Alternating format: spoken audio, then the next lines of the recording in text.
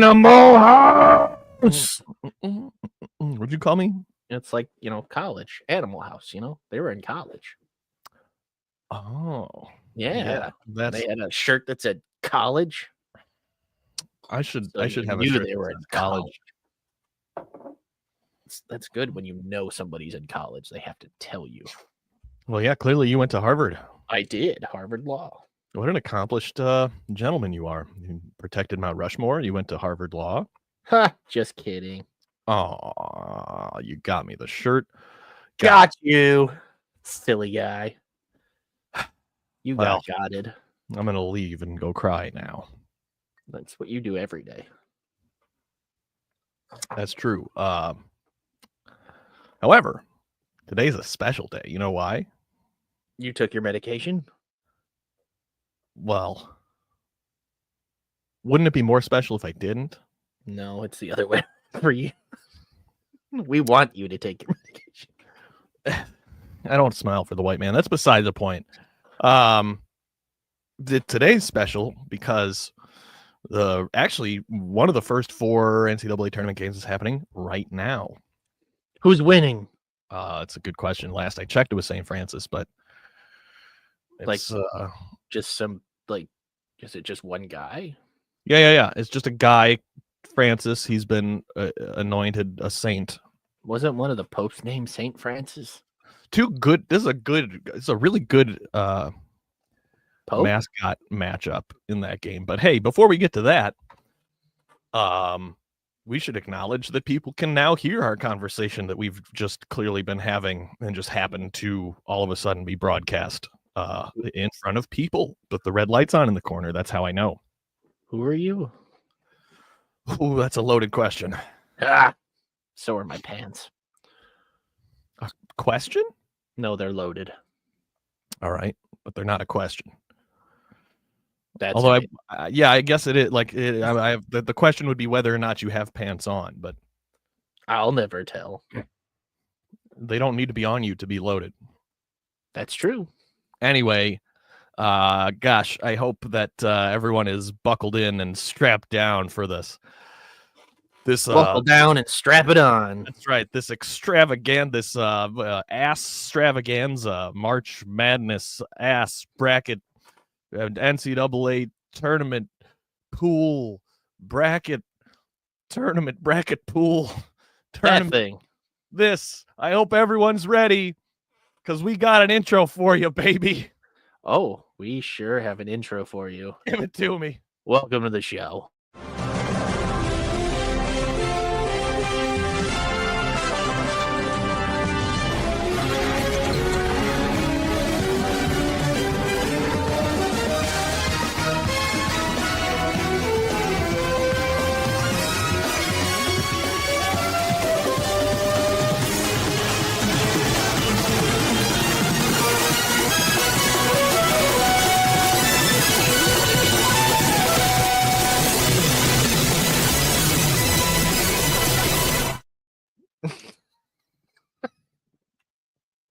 Why are you so close to the screen? It's terrifying. Wasn't that fun?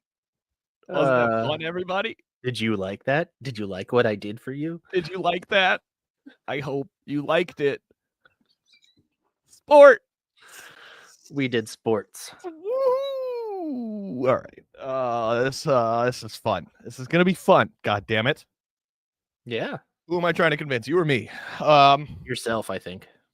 Yeah, probably. Ladies and gentlemen, boys and girls, days and thems, this is not talking out our ass. I repeat, this is not talking out our ass. It's a very, very different show. Where Sam is my proverbial Jamie. He's out there. He's over there, pushing the beeps and boops, doing the navigation. And I thank him dearly for agreeing to participate in this. I don't know what's wrong with him that he would do such a thing, but I didn't agree. You literally had no other option. Those things are not mutually exclusive, but off to a rip-roaring start here. Yes, hello, chatters. I see you out there, and I thank you for being here this evening. What we're going to do here tonight is a special non-regular podcast edition And basically, I have very deliberately, I didn't really pay attention to Selection Sunday. Like, I'm aware, obviously, of who's in the tournament. Watched a ton of college ball. I'm a big fan of college basketball because it kind of sucks, and that makes it fun. You know, it's relatable. You will never catch me arguing that and Sam and I have had discussions, probably even on air, about this before, but you'll never catch me arguing that men's college basketball is a superior product to NBA basketball. It's objectively, it's not. The basketball is not better objectively. You sure about that? I am positive. Yes. Yes. And you're trolling because you agree with me because you're not an idiot. What do you mean by that? The basketball is worse. However, that brings some of us feel as though that brings a certain charm. We are always wary of the argument that, oh, the kids in basketball, in college basketball, the players are trying harder, they care more, they hustle more. Pro basketball players are too entitled, too selfish, blah blah. You know, we're wary of those paths of argument because it gets dog whistly pretty quick. What about the anti-basketball people? There's the pro basketball. What about the anti-basketball? What the fuck, do they like soccer? That's made up. I don't know. But it's college basketball is a blast. Personally, for me personally, it's my favorite sports atmosphere in terms of attending a live event. Particularly like if you go to any kind of a school with any kind of a basketball culture. Sam's a big Syracuse basketball fan for some fucking reason. I'm a big Northwestern basketball fan because I hate myself and being alive. However, shout out Chris Collins and my Northwestern Wildcats, who started the season with very little hope, projected to be one of the 3 teams in the now massive Big Ten to miss the conference tournament altogether. And they ended up not just making the conference tournament, the Big Ten tournament, but actually winning their first game in the Big Ten tournament, despite losing 2 of their starters in Jalen Leach, who was a transfer, and Brooks Barnhizer, who was kind of the heart and soul of the whole team, who I guess hurt himself early in the conference season and then played a couple games just on a broken foot. And we were all like, why does he suck suddenly? Well, that was why. He was just playing on a, not sprained, but playing on a broken foot. So he was out. He was done for the year. And then shortly thereafter, you get your only point guard of any kind, your only like ball handler that you had on the team in Jalen Leach, also goes down with an injury. He's gone. And this kid, Nick Martinelli, man, for Northwest. I promise I'm not going to spend the whole night talking about Northwestern, but just shout out Nick Martinelli, man. Goofy shot, goofy game. He loves to pass up. Anybody who watched any Big Ten basketball games involving Northwestern for even a moment saw this kid hit some super awkward, super goofy looking circus shot. And he seemingly, that's what he preferred, to pass up easy shots for tougher shots.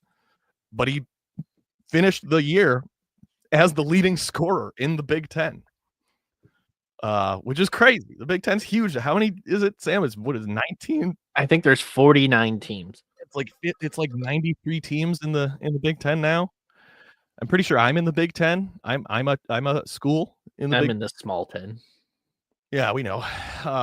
Millimeters, 10 millimeters. Anyway, I don't know what Caitlin means by that, but it's hurtful. Probably when you were this close. Oh, sure. Sure. Fair enough. I've been accused of worse. Brian, you're right. Leeches do suck. Yeah, I don't think that's what he meant. Oh, was that not a fishing thing? Sorry. I don't know. Ooh, bad day to talk about fishing. Don't come after my gamesmanship. Ooh, somebody crashed out. Somebody call Somebody 911. Fire crashed out over the Shorty's weekend. fire burning on the dance floor. Holy cow. Hopefully he's still, well, he probably will still have a job. Anyway, neither here nor there. Do we have, we've got quite a show lined up, folks. I've got a litany of guests with different backgrounds, different rooting interests, different levels of knowledge regarding college basketball. But the beautiful thing, and the reason that this tournament is my favorite sporting event of the whole year, is because 68 teams start out, and everybody who, I mean, whether you know anything about sports or you literally don't know anything about sports, all things are equal in terms of making your selections as you go through your bracket. And that's what we're going to lean into tonight, is just kind of the randomness. We're calling this my bracket when it's done at the end of this show tonight.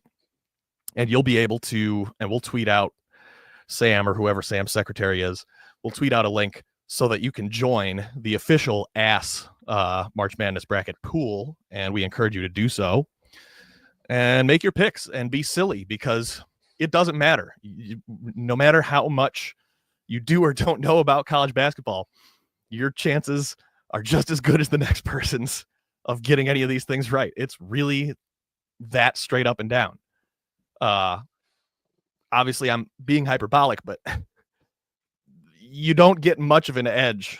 It's the returns quickly diminish in terms of like how much you actually know ball and how many of these picks you're going to get right in all likelihood. Oh, I'm going to edge. Like Sam last year was just being obnoxious in picking NC State you picked them to win it all, right? I did. And they were what, like an 11 seed, 12 seed? 11 seed. Were they a play-in? No. Okay, so they weren't one of the first four, but they were an 11 seed. And in fact, our first guest who we're about to bring on now pushed back when I said that NC State at that moment was the hottest team in America. And lo and behold, Sam was almost right. They made it all the way to the Final Four as an 11. What do you know? That was pretty crazy. What do you know? Sam and I right again, as usual. But let's bring on our first guest, if you don't mind, Jamie. And she was on the show last year, as I just alluded to, and she knows more ball than anyone at ASS. I'm just gonna put that out there as a disclaimer right now. She's way more of an authority on any of us. She's gonna tell me that I'm wrong about this, but she's more of an authority on like actual serious sports talk than anybody you usually see on this channel. Without further ado, ladies and gentlemen, here is Aaron to help us make our first few picks. Hello, you're muted. You're on mute. We can't hear you. Yeah, there you go. You're wrong. I don't know shit. And I did zero research. I don't know what I'm doing today. So yes. You know how I know that that's a lie? That when you say you don't know anything, I know that's a lie, because your choice of outfit here is extremely intentional. Extremely intentional. I know for a fact that you're not a UNC fan, and you put that on very intentionally to piss somebody off. It's not gonna make me mad. I don't give a shit. I don't know. What do you have thoughts on? For those that don't know, there's huge controversy. The AD at North Carolina is also the chairman of the selection committee.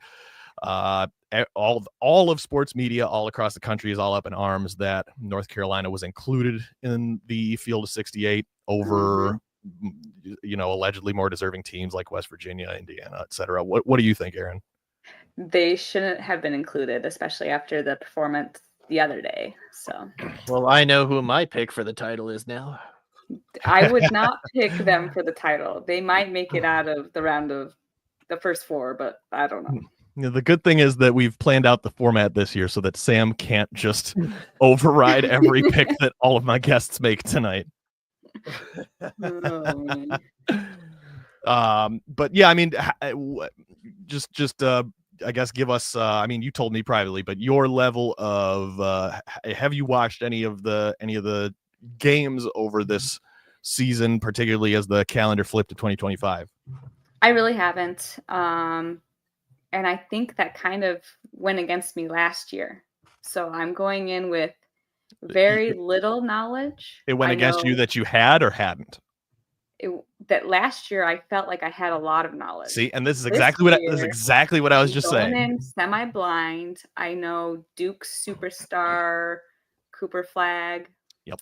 I know Maryland's Angel Reese's brother, Juju. I mean, I don't know that much, so I'm ready to pick, ready Beautiful. to win blindly. We're winning blind. What do you know about Po' Boy King? My brother, I don't know what that means. I tasked Sam with going and finding the best, the funniest names of real people who are in this tournament. He's a guard at North Carolina Central. Not in the tournament. Okay. So you did research on teams that are not in the tournament. I don't know. This is just a list of funny names. I have no idea who's in this You tournament. saw I haven't North looked at the bracket. Carolina and said, "Oh, UNC." Yeah, they're there, right? Exactly. Yeah, I mean, we'll start picking here in just a second, but I get why everyone is saying North Carolina shouldn't be in. I especially more than anything, I understand just the discomfort around North Carolina's AD being the chairman of the selection committee. Mm-hmm. Hey, he wasn't in the room, he said. And North Carolina being 1-12 against quad one.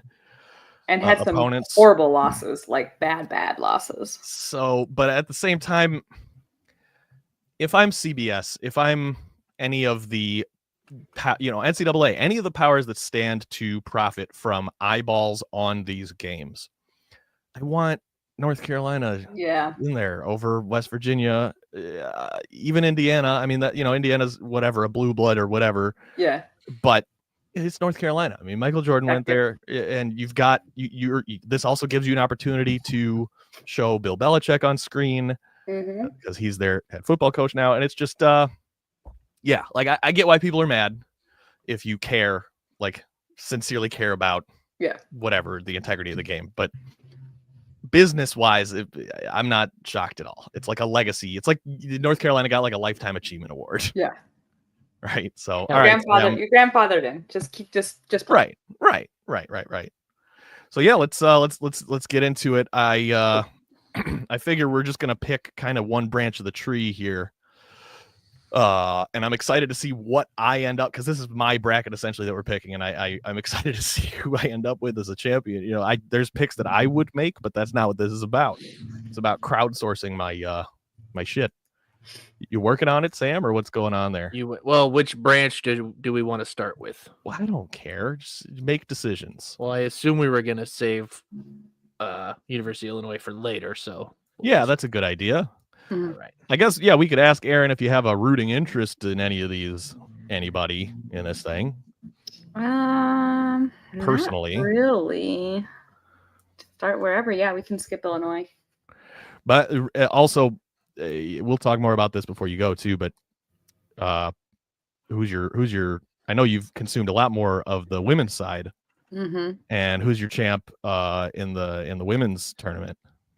I want it to be South Carolina, and I think they could make it to the finals. But it's going to be USC? So USC has to play UConn in the Elite Eight. So one of those two teams are going to be a good matchup. That's a great... we need a separate, whole different time for the women's game. So, but yeah, I hope South Carolina Gamecocks pull it out. Oh, Stoop is frozen. How unfortunate for him. Go to the bracket that has Maryland. Is it the West? Maryland? No, probably not the West. I think they are. What is the West? Yeah, they're in the West. You want to do the West? We'll do West. Yeah, let's do that. Oh boy, Stoop is frozen. Well, I'll take him off for a minute. All right.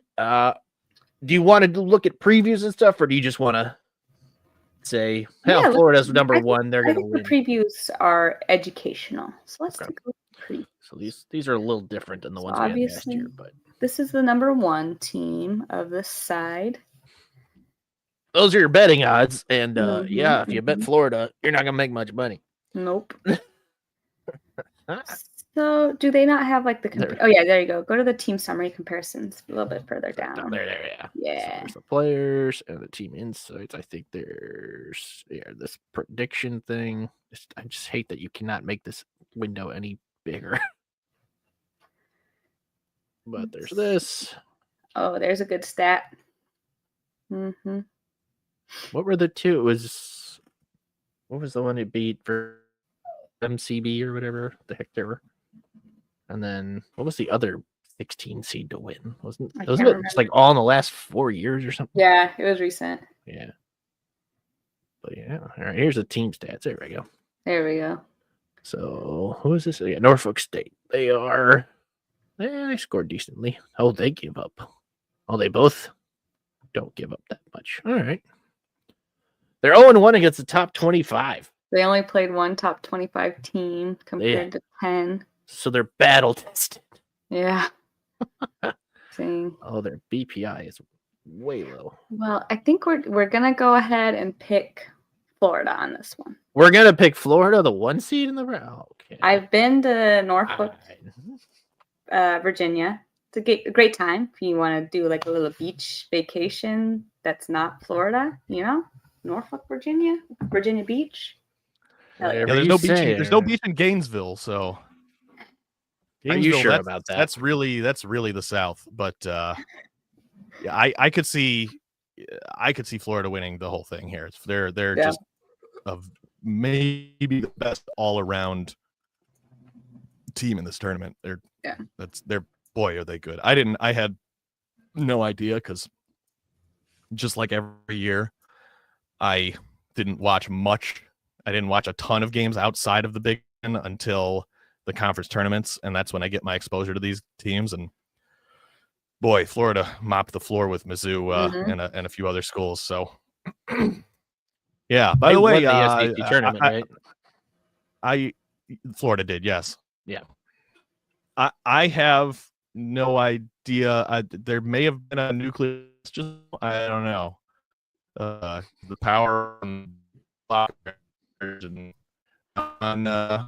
Oh no! Stoop is a robot.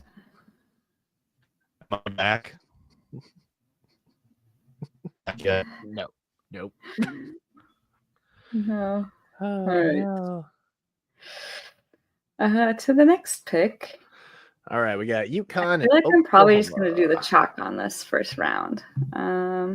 Yeah, I definitely would go UConn here. Hi, Stu. UConn here, the 2-time defending champion. Yeah, I think I would go UConn. And I'm not Now here. I can tell if he's frozen or if he's yeah, he's still frozen. Yeah, he's just got a bad connection here. UConn. Yeah, let's just go UConn All right, here. UConn it is. Mm-hmm. All right, and we got Memphis and Colorado State. 2 teams which I really don't know that much about. 29-5 versus 25-9. What's the betting What kind of odds? schedule did they have?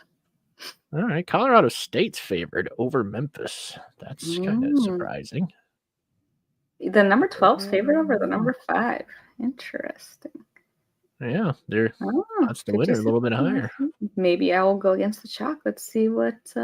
5 seeds Oh, do still win a lot. I mean, 12 seeds definitely up. Yeah. Do a lot more upsets than anybody else. Yeah. All right, so Memphis, so pretty decent defense from Colorado State. Top 25, they're 0-1. see, not a good schedule. Conference 16-4. Conference. Is this working? Am I alive? Yes. You're back. I have no idea what happened. There may have been a bomb or something. There's just a huge power surge for the whole block, apparently. Oh no. Wind? So yeah, this is fun. I would probably just go Memphis here. I don't see Memphis. them in All 5 right. beating up the. All right. All And right. Maryland like I Grand said- Canyon. Grand Canyon, it was a surprise that they won. They pulled out a crazy win. The Antelopes, the Lopes, if you will. But I'm gonna go with Juju and Maryland for sure. They're heavily favored, and I'm sure there's a good reason why. You know, I had a teacher in high school who was getting her master's degree from Grand Canyon University, and I swear to God, I thought that was a made-up ass, like, Phoenix University. Well, like, it kind of is. It kind of is. But they have a basketball team. Yes. Well, they have very, very, very deep pockets. It's from what I understand, I haven't done a ton of research, but from what I understand, it's kind of a bit of a shady institution. I can't talk shit because I went to Liberty University, who also tends to churn out some diplomas, as long as you say you're religious. Right, So, right. That's shout what out Liberty University. I was gonna say. That's the connecting fiber. There is that Grand Canyon and Liberty both claim that they do whatever it is they're doing in the name of Jesus, and so it's all well and good. Yep. So Praise be. Oh, let's not pick the Mizzou Drake game because we got somebody coming on later that's going to want to do that. Okay, go Let's talk Drake about Bulldogs, my brother's alma mater. Let's So go. we can either go to the second weekend or we can just go to the other side here. I don't really care. Okay. Whatever you want to do. That's good producing. Why don't you do some hosting, Stoop? Yeah, I was waiting for that. Yeah, go. Let's get some action on the Midwest region there on the right side. Midwest region, you got it. Yeah. SIU Edwardsville. Good for them. I assume they're in the Missouri Valley. I should probably know that hosting this, but good for them. Yeah, the spread tells the story here for what's expected to happen. Lower odds than Florida. Florida has way higher odds. Houston was the team I wanted to go all the way last year, so we'll see. It could be argued that they're actually a better, more well-rounded team this year. Their program has just had 100%. Their program's had just an insane turnaround in the last like 5-6 years. Yeah. And I mean, shit's just so a theme all night tonight as we talk about this stuff is that everything's so crazy because it's like professional sports in terms of you can't, players are on different teams every year. It's tough to keep up with. Holy, Houston's the new Virginia, huh? Yeah. They've got a very defensive minded coach. And so if they can just score the requisite number of points, they're extremely difficult to beat. So I guess we know I won't speak for you, Aaron, but I assume we're picking the 1 over the 16 here. Absolutely picking Houston here. But the line being whatever 28.5 points, would you bet Edwardsville to cover the spread, or? I would bet Houston to cover the spread. You think they're gonna blow them out by at least 29? Okay. Oh yeah. I'm so confident. I'll place my bet right now on FanDuel.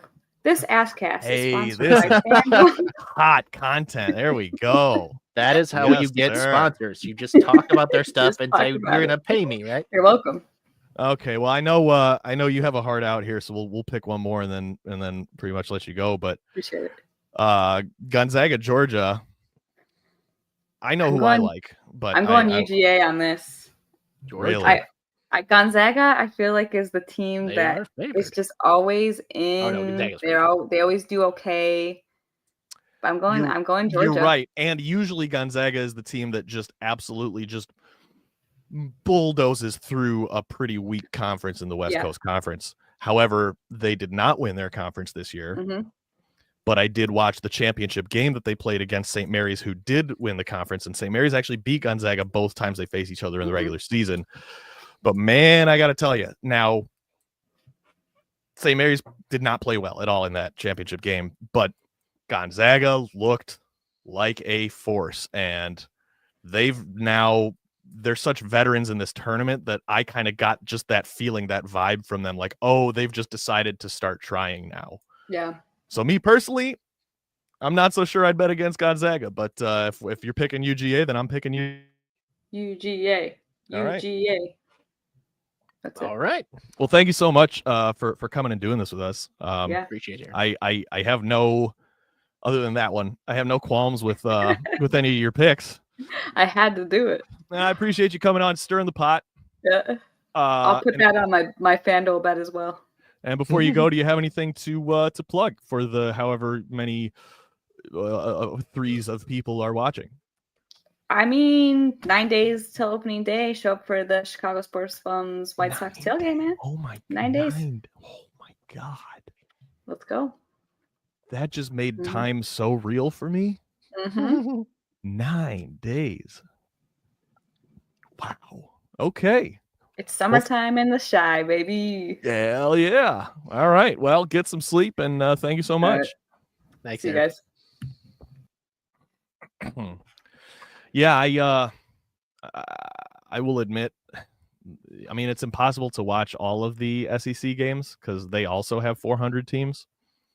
And they have also, the SEC has 14 teams in this tournament. 14. That's a lot. 14 out of 68. Doesn't that feel like they're the best? Clearly, they're the consensus best conference in college basketball this year. But 14 out of 68 feels excessive. Feels excessive. I don't know. Like Mississippi State gets it. You couldn't squeeze Indiana or West Virginia in, or I don't know. What the hell do I know? I don't know anything. We know you don't. What I do know is, like I said, Gonzaga in that championship game in the West Coast Conference looked all of a sudden the way that I was saying last year that UConn looked, just like dominant, nasty. Also, Gonzaga's got that, it's spelled Khalif, but on broadcasts, I kept thinking this kid's name was Caleb because it's pronounced Caliph. Caliph Battle is a player on Gonzaga who can fly like Derrick Rose fly. I've just so happened to see live, whenever I've turned on Gonzaga basketball on TV, this dude is on people's head tops. It's crazy. So even though I technically just picked Georgia to beat them in the first round, I hope I get to watch a little more of Gonzaga in this tournament, because they've been entertaining in the few minutes of them that I've watched. We have another guest, I guess, waiting in the wings here. This is usually Sam's job. I'm usually just getting drunk and I don't have to think about this stuff. But he's we know he's a diehard Illini fan. He and I actually watched his Illini get the best of my Wildcats down in Champaign. We were not in Champaign, but we watched that game together. Boy, oh boy, that's Underwood's team just really poured it on that game. I wish I had gotten to sit next to him the previous matchup in Evanston when Northwestern actually beat them. That would have been cool. But that didn't happen. That's just on my bucket list of experiences one day. But you may know this gentleman, formerly from 670 The Score, formerly from CHGO, all-around great guy, not a great golfer, but we forgive him anyway. It's Herb Lawrence, ladies and gentlemen. He's loading. Herbie. There he is. Hello. I don't know if I'm lagging or not, because I'm been lagging all day, this internet out here. So if I'm coming in clear, I hope it's good to see you guys. We can hear you clearly, but there is a lag, and it's nostalgic. It feels like playing Halo back in the day, or something like that. Sure does. But as long as you can hear us okay, we can hear you okay. How you feeling though, Herbie? What's going on? Yep, I can. I'm feeling good. I am feeling good. It's baseball started already. The real baseball starts next week, and then I just was watching St. Francis versus Alabama State and the play-in games. I mean, what could be better? Yeah, that actually, I mean, I watched the first half of that game, and then we had to do this, but that was shaping up to be a barn burner there. And wow, it's a 2-point game here. And which 1 seed are these two teams playing for the right to get demolished by? Duke. Auburn. Oh no, Alabama State, Auburn. Yeah, Auburn. This is actually kind of sick, Sam, because this is like when you watch ESPN and like they've got a reporter like on the opposite coast, or like they're interviewing a player after a game on the opposite coast, and like you say something, and then studio time lag. and then Herbie answers like 4 seconds later. This is kind of sick. This is real serious training here. Who needs? I mean, I can drop and try to reestablish. Well, sure, if you want to try, but I like this. I like this too. This is fun. Yeah. This is fun for me. Okay. All right, we can keep it here then. Have you filled out any brackets so far? I assume you have. I have a friend bracket that we do every year, and then just a regular ESPN one that I try to be the one of integrity. This is the one that I will say, hey, I chose this team to go to the Elite Eight. You could see it here on my ESPN bracket. The friend one, it's more for money. So I try to get a little bit more creative. My friends already know I'm an idiot. I don't need to prove them my basketball credentials. So that's the one I try to go a little deeper. And then if I do win that one, I'm like, see, I'm a genius, guys. And I won like $300. Told you. Ooh wee. There you go. That's the pot. I believe so. That's nice. But if you're like in last place, I think you just get your money back. That's Still worth it. excellent. Yeah. That means you can't lose then. That's awesome. I know you followed your Illini all year, which, I mean, we can talk about them in a second, because I'm sure you have thoughts. I have thoughts. I watched plenty of their games too, even when they weren't losing to Northwestern. But what are your thoughts on their shot in the tournament? I guess we could start by picking their matchup, and then just what are your thoughts in general here? Early in the season, we have a Illini group chat in Twitter where we talk about where we feel this team is. And earlier, when they were beating Oregon by 32 points on the road, it's like, okay, this team is real. And then you see the struggles versus Duke, 2 times versus Maryland, getting beat by Michigan State. You're like, this team is not really good. So they're either going to go to the Elite Eight or get beat by one of the teams in the play-in game. There's no in between. They can play with the best teams. They can beat the best teams.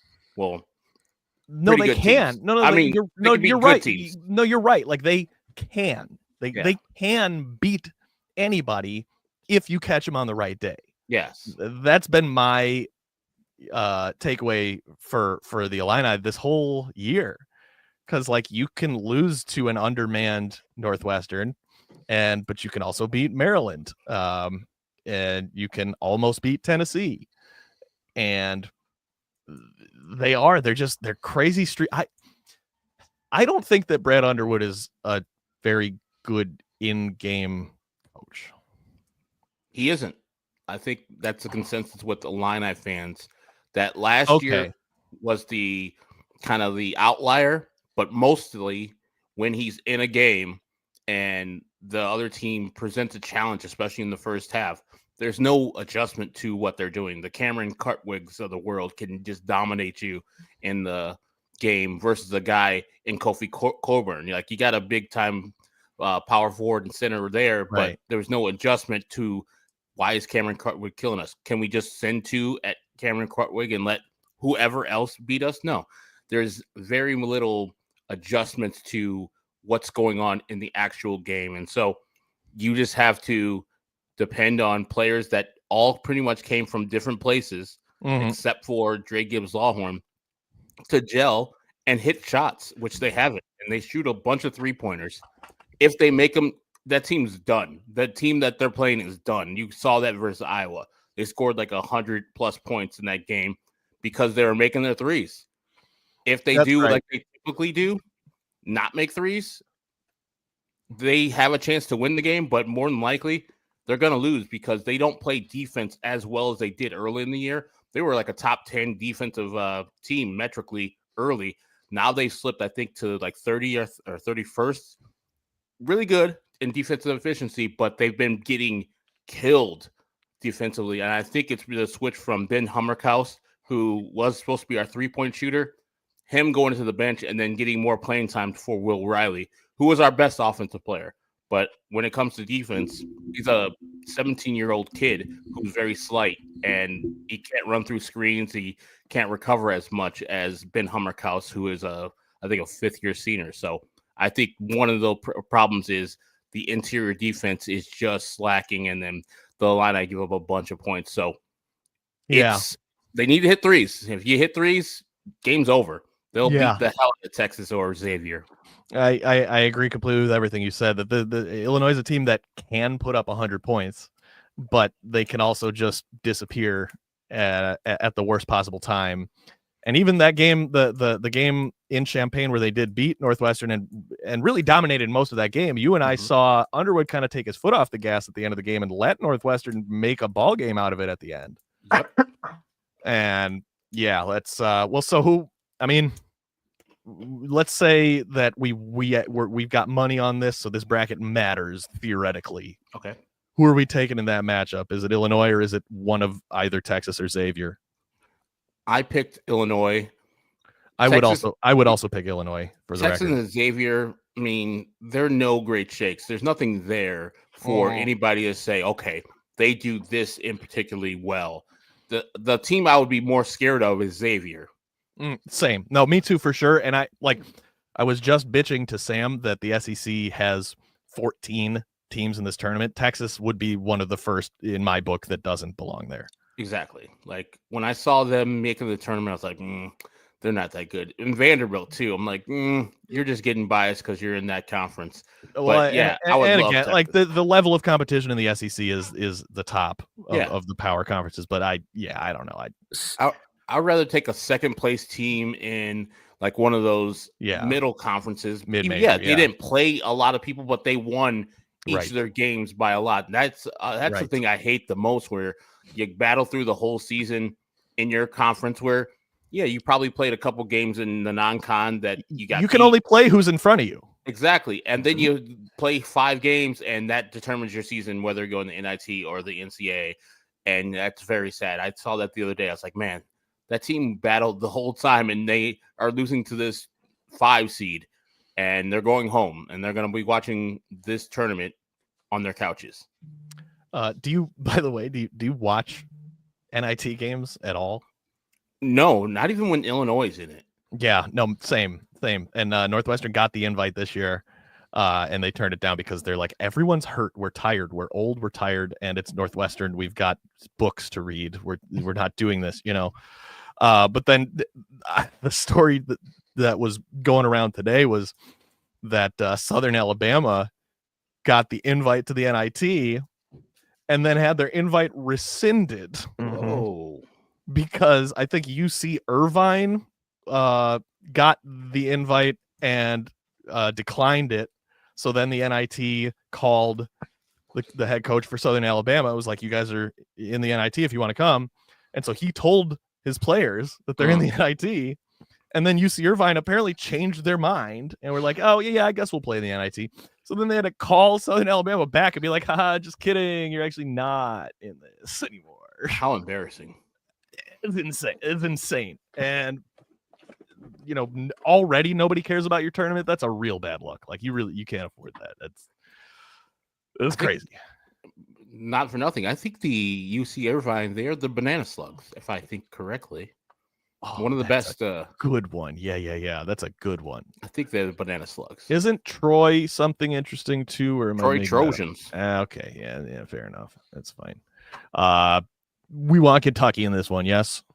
Yeah. Yes, 100%. Yeah, I mean, what's the spread, Sam? Is that 11.5?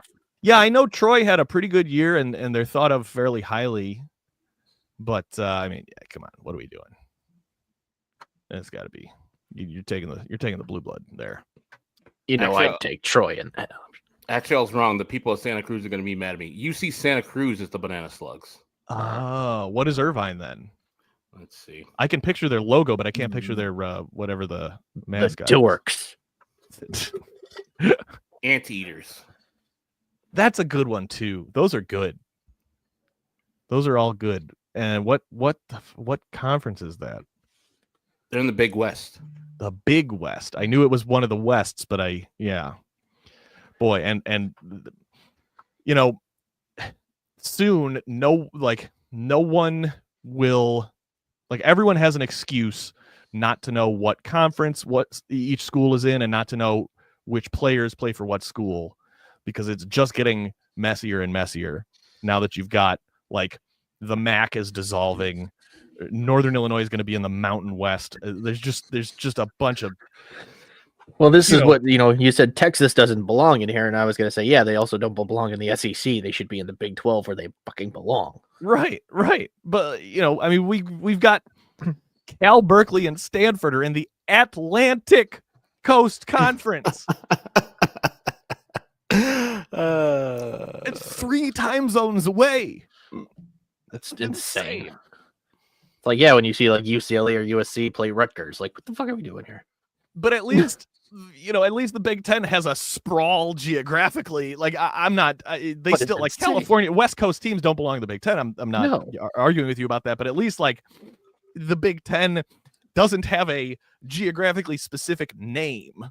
True. Like, the ACC is Atlantic Coast, and now you've got these 2 schools from the Pacific Coast. It's very silly. All right, let's do one more of these in the first round. Mm-hmm. Let's do pick it between. Boy, I actually fucking don't know anything about UCLA or Utah State. Do you, Herb? UCLA is coached by a maniac and Mick Cronin, I know that much. Yeah, I hate. So I'm picking against him every time I get a chance to. I think I went to the stats, and one of the things that I look for in a team to make an upset, even though a 10 over 7 is not necessarily an upset, is how well you shoot the threes. And I think Utah State shoots the threes at a better clip than the Bruins. So I'm going to be going for them on the upset right there for Utah State. Yeah, based on nothing but anti-white racism, I think that Utah State probably does shoot a lot of threes. And then they're 36.5% from 3-pointers. College, that's about as good as it gets. Mm-hmm. Yep. Pretty damn good. Especially if they shoot a lot of them, which everybody does now. So, but who do you like less? The UCLA head coach that you just said, or Bruce Pearl?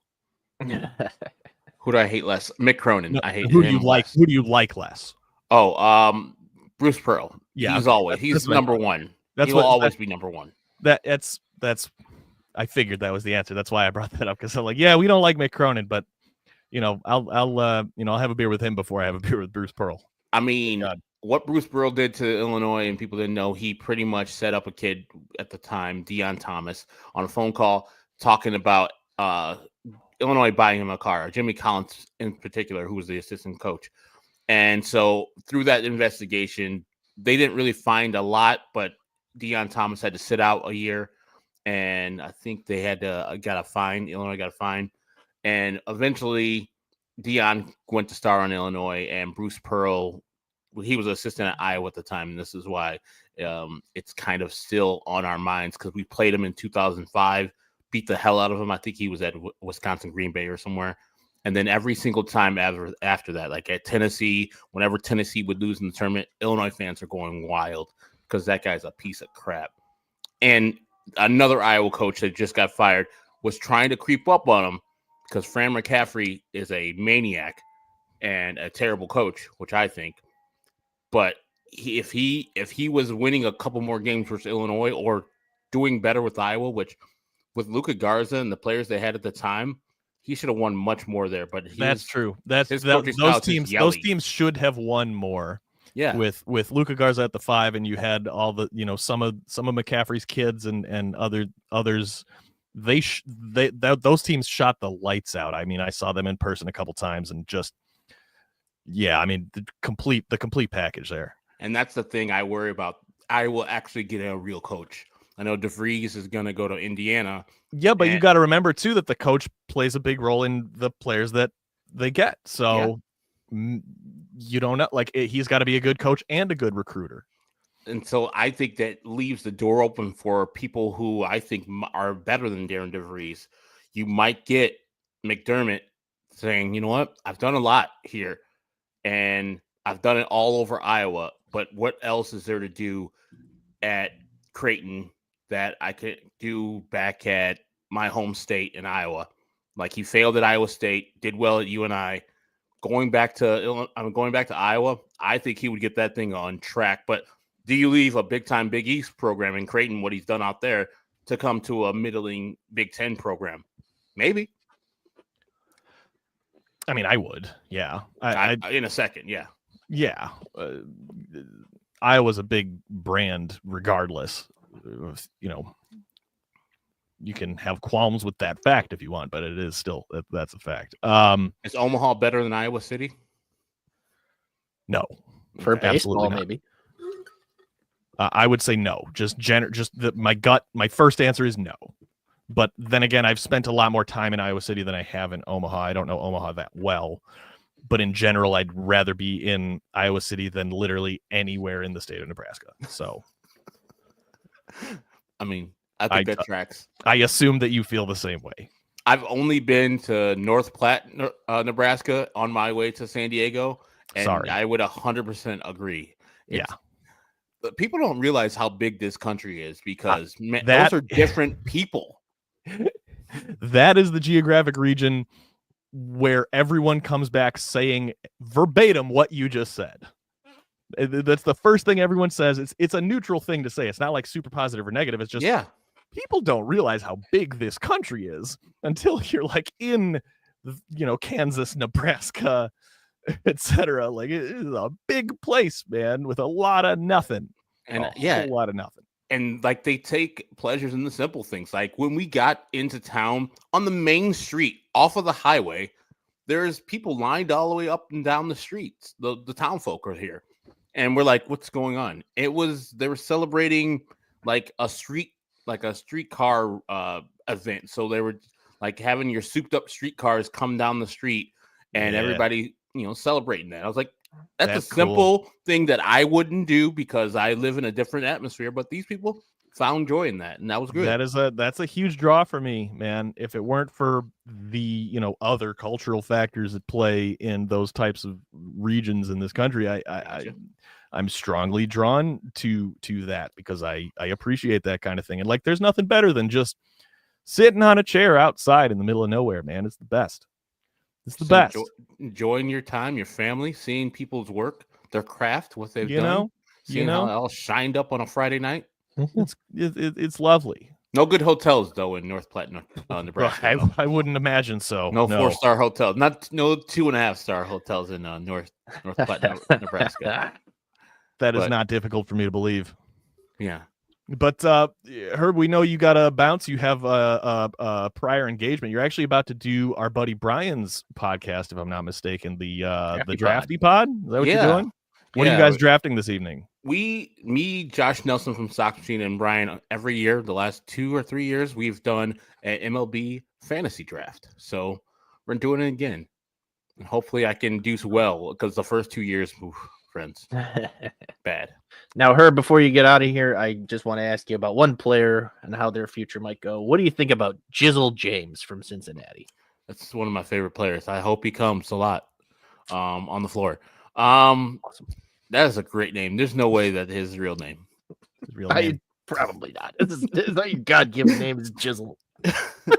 Man, that is that's a championship name. Goodness gracious. Sure. Is he playing in the tournament? He's on Cincinnati. I don't think they're in here, though. Okay. Oh, man. Somebody's got to get him on one of those other garbage tournaments, the NIT, the CBI. It's a down year for the Bearcats, but there's literally like 4 tournaments now, so I don't know. Jizzle brings in tickets.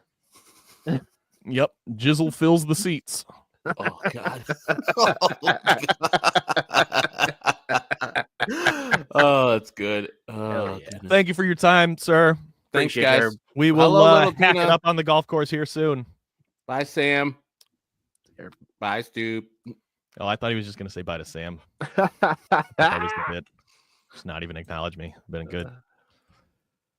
Oh, this is fun. We're making picks. We're so far I don't think we've done anything too controversial in terms of our bracket. No. Which means that mine will be the worst of however many we end up having in our pool. Like we know no matter what, we could make only like the opposite picks of what everyone says for the rest of the night. We're still going to end up losing every matchup. But I don't want to make our next guest wait any longer. She's very, very kind and generous with her time to step away from her very busy life as a popular person and a very talented writer. You may know her from Southside Sox. You may know her from the all sports scene.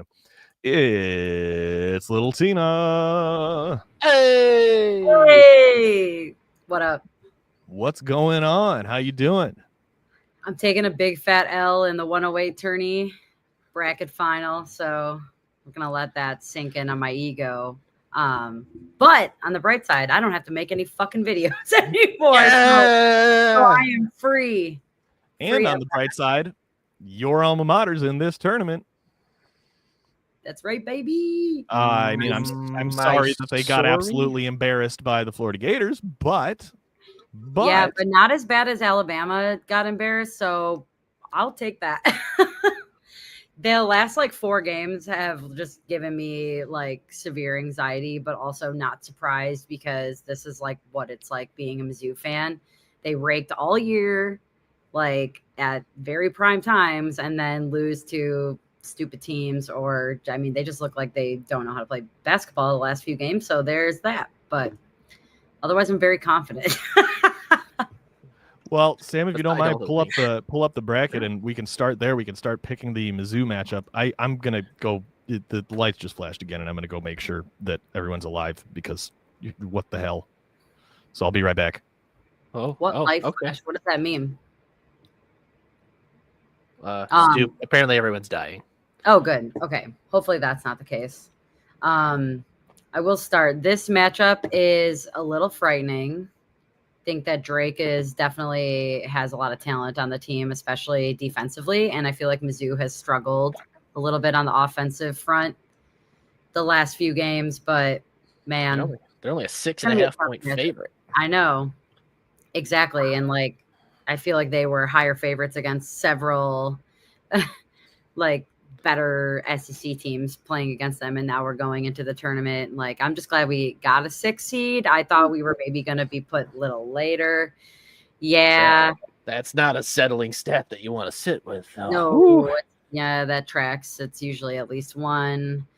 I don't want it to be us. The other 6 seed, and I'm sure Stoop will have comments when he gets back, but this honestly, a lot of the 6 seeds are like not really sure how they're going to perform. Like Illinois, it depends on who they draw. Either Texas or Xavier are like really they're strong teams. That's going to be tough. I think Ole Miss is a 6 seed, and they've been flaky. I don't know. It's crazy that Drake was 30-0 outside their conference. Yeah, I know. Well, not outside, but the only 3 losses were in their conference play. Yeah, that's insane. So it's like, yeah, they're not bad. However, like they didn't ever play a top 25. No, they probably didn't play like anybody. Strength of schedule wise, like I mean, on paper, obviously, like Mizzou should win. Even if you're looking too at the team that was playing like 3 weeks ago, like they should win. But I've seen Mizzou lose as a 2 seed to a 15 seed in my time as a fan. So I'm just hoping that we can like play this game like normal instead of like shit in the bed and playing like a bunch of fools. If they play normally, they will win by like 9 or more. So we're obviously we're taking Mizzou over Drake here. Can't not. And then I want to get to I'm building to something here. I'm leading the witness, but Texas Tech, UNC, Wilmington. Brutal. Is this one of those you want to go out on a limb and take the underdog, or what are you thinking? Tech, I don't know. They're so good. Like they're really good. They're almost one of the 3 seeds that I'm like, I don't know if I want to like touch that upset.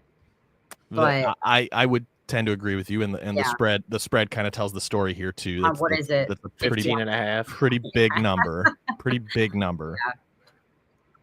Yeah, that's.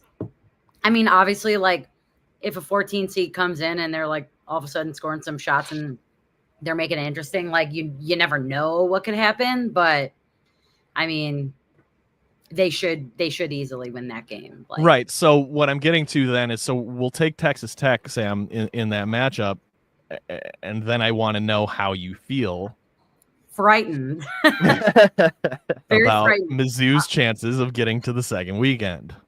It's funny because if you asked me like a month ago, I would be like, yeah, they beat number 1 Kansas like when they were number 1. Obviously, Kansas is not that like what they were chopped up to be originally, but Right. like, you know, all the SEC teams are, I mean, what is there, 14 SEC teams in? Like there's literally 14 2 teams that were ass, like and it's like they're bad because they're also playing all these teams that are really good. So that's like the issue there. We played Florida the first time. We were like ahead the entire time. We beat Alabama by a considerable amount, especially when they were ranked in the top 5. Like they can do that. They easily could do that. But I just worry if they're going to be shooting the way they have been, they get called on cheap fouls. And you got these guys that are in foul trouble. Caleb Grill was shooting like 49%. He's our like 5th man basically. But he's shooting 49% from the 3-point line. And like, he just starts yeeting up these shots and you're like, don't do that. Don't do that. But however, half the time when I'm yelling, don't do that, they go in. So it's like, it's ridiculous. But sometimes I'm just like, they need to slow down and find the actual good shot instead of like, they're really good at scoring points in transition and they know that, but like chill. That is one of these like symptoms of college basketball just in general, is that teams will feel that they have the momentum and then just go a million miles an hour and not realize like we actually have a whole shot clock. We can just play. We can still like set up our offense and play normally. Yeah, we don't have to just shoot from, 3 blocks away. Oh my God, literally with 20 seconds on the shot clock still. Those are the times that I'm yelling. But I'm gonna put the pressure on you and ask you to pick between Mizzou and Texas Tech. God, I want Mizzou to go to the Sweet 16 so bad. Want? Yes, but if this is a bracket that I'm going is for Texas money, Tech.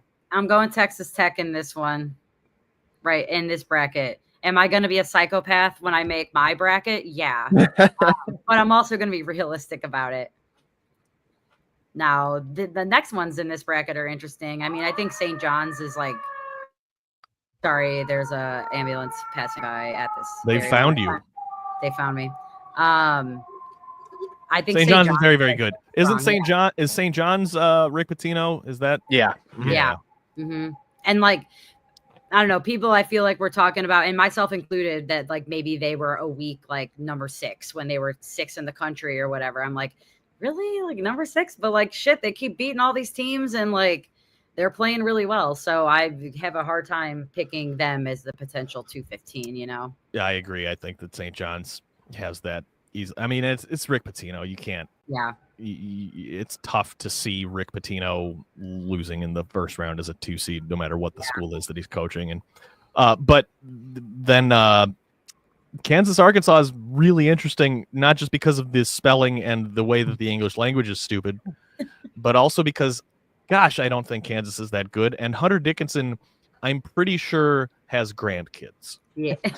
He has been playing college basketball for so long. I mean, Kansas is famous for that. I mean, Perry Ellis was in college basketball for Yeah, but Dickinson was 42 years. on Michigan, wasn't he? Yeah, I think so. I mean, Caleb Grill on Mizzou is like 24 years old. Hunter Dickinson is the perfect college 5 position, center position, where it's like you're going to put up all these numbers because you play forever and you get the, Right. you get enough paint touches, and it's not going to translate that well to the next level if he even plays at the next level, which Yeah. he will. And the NBA is coming back around to kind of a traditional center being somewhat important, but I don't know. I don't see him. I could be wrong. And I was wrong about Zach Edey, by the way. He's had a pretty nice start to his pro career. I didn't think he was going to be shit at this I was level. wrong about that as well. Yeah. Yep. No, I'm with you. I was like, he might be all right because, he's tall and has scored a shit ton of points, but he's got that dog in him. He's got that dog in him. Sam and I were both wrong about him. He had a pretty damn good rookie campaign. I didn't even think he'd get drafted. Well, I don't think. I mean, I knew he was going to get drafted. I just didn't think he'd be as good as he was. But Dickinson, at the risk of making the same mistake twice, I just don't see Hunter Dickinson making much of an impact at the next level. But whatever. I mean, maybe he'll come back to college for a 14th year. Who knows? There's always that option. Anyway, I assume you have some familiarity with Arkansas. Yeah. Honestly, Arkansas is like a sleeper. I also agree with you very much that Kansas is like not that good. I think they're probably the weakest 7 seed and likely overranked. This has got to be the most popular 10 over 7. I was going to say, I mean, honestly, I started making a bracket earlier and this was the first upset that I had selected. Yeah. And I mean, obviously that is a double-edged sword because I am a Missouri fan and I also hate Kansas by definition. But like genuinely Arkansas is, I think, like low-key pretty good of a team. Kind of like how Texas has been stepping up a lot the last few weeks. Like, I mean, they just are playing good teams and they're, putting up strong competition and even beating them. And they beat Mizzou. So right. that was a really... Did they play them twice or just the once? Just the once. So we're taking Arkansas then. Yes. I would take Arkansas. All right. We're taking Arkansas. I'll gladly be proven wrong, but all right, I feel like we might be having this conversation next Thursday or something. And like, maybe it's a different story. Well, so then give me this this Saturday matchup between Arkansas and Rick Pitino St. John's. Yeah, I think St. John's is gonna. I agree, but I just don't know anything about Arkansas, and I'm not gonna. Yeah, I just don't. I mean, like they're good, and they'll probably put up a fight. I mean, you never know. It's March Madness. Like obviously anything can happen, but I just feel like St. John's, like that St. John's Texas Tech matchup seems like it's destined to happen. If Mizzou has to go and beat St. John's, like send help. But yeah. I mean, between those two, though, I Texas agree. Tech and St. John's, I probably would be inclined to take Texas Tech, if I'm being honest. But let's just do it. Let's just do it. Let's ride the Tina wave here, and let's take St. John's over Texas Tech because you know somebody's got to catch fire in this thing, right? Right, and like it very well could be them. St. John's over Texas Tech. Yeah, that's what we're doing. Yep. Mm-hmm. Do it. Mm-hmm. Again, whatever we pick will be exactly perfectly wrong anyway, so it doesn't matter. Exactly. And then Sam, if you just want to scroll up and down, I just want to see how much we've gotten done so far here because we have 16 out of 63 picks made. Nice. Yeah, but rounds. I just want. Oh, sorry. We've done nothing in the South those bracket quadrants are up there or East bracket. We've only done the Midwest and West. All right, Tina. Well, obviously Mizzou's your alma mater. Do you have any other rooting interests, maybe closer to home geographically, or anything you feel strongly about in those top two quarters there? Yeah, I don't know. I mean, obviously, like in the top two. Yeah. I don't know. I feel like Auburn's gonna like just maybe roll through several teams, but I think they'll have a hard time whoever they get. Louisville Creighton. I think that first Louisville Creighton game is going to be really good. I have no idea who's going to win that, but Louisville's been pretty hot. They played Duke really well. That probably on paper, I think Louisville Creighton's the best 8-9 matchup in this thing. For sure. That's a cool. Yeah. That's a cool matchup. I don't know. I mean, my cousin went to Arizona, and I have one that went to Arizona, one that went to Marquette. So I usually try to send them good vibes throughout the tournament. But Marquette's another team that is like giving me Mizzou vibes that could potentially, just fall out early. All right. Well, I mean, I think Auburn's probably likely to just. Yeah, I think they're the one seed. Them and Duke. I mean, I don't see that 116 upset happening. And also, we actually We've got another guest, but Tina, you work here, so if you don't have anything to do, you can hang out because I value your input on this stuff. You've watched probably more ball than I have this year, so For sure, I could stay for a few more minutes, and then I'm gonna go have dinner and wallow in my 108 tourney sorrows. okay. Then what I want from you is just to leave when you feel like it, and don't say anything to anyone. Perfect. I'll be like, the Irish goodbye, but very publicly. I love it. I just want to do the opposite of what is probably like the media correct thing to do. But yeah, ladies and gentlemen, if you're still with us, first of all, thank you so much. This is more of a marathon than we typically do on this channel. And so far, I love my bracket. I don't really have any complaints. But I want to bring on a special guest that I've been meaning to have on the channel for a minute. The problem is that he's an actual consummate professional, and if you've ever watched anything on our YouTube channel, or you follow us on Twitter, or you've read any of our blogs, you know that no one would use those words to describe any of us. Well, sure, you would, and that's the problem. And that's why we're all here. That's how Sam got us together. He's whoever is responsible for bringing the Avengers together. That's Sam, but it's the Avengers of. It's the toxic Avengers. Right. Yeah, it's the Avengers of ass. Anyway, to help us continue picking stuff in this bracket, because again, our picks will all be wrong. It doesn't matter. We could just close our eyes and make random picks. They'll all be wrong. Or we can think about it all day. They'll still be wrong. It doesn't matter. That's how this works. But I want to bring on a professional broadcaster. He spent, I'm sure he'll correct me, however many years, well over a decade, as the voice of the Ohio University Bobcats in the MAC for football and basketball. I should have more information to say than that, but I don't. Here's my cousin, Russ Eisenstein. You know, there are different degrees of professionalism. You all seem like very nice people, and so you're prepared. This is all good content that Grandma Zelda would have watched. For sure. I mean, this is good stuff. Yeah, 16 years as the voice of the Ohio Bobcats, and that included baseball too. So I did a lot of MAC baseball and a lot of cold press boxes over the years. But good to be with you. This is the first time I've been on with a family member before that's not my dad. Yeah, that's pretty cool. It's definitely not because I'm ashamed of this or anything. A little bit of both.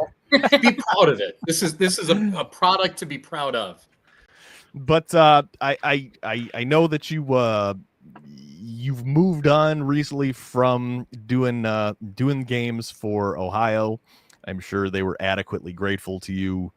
What do you got going on right now? Yeah, so a couple of things I'm working on. I called a couple of games for the Missouri Valley Conference, which was really fun.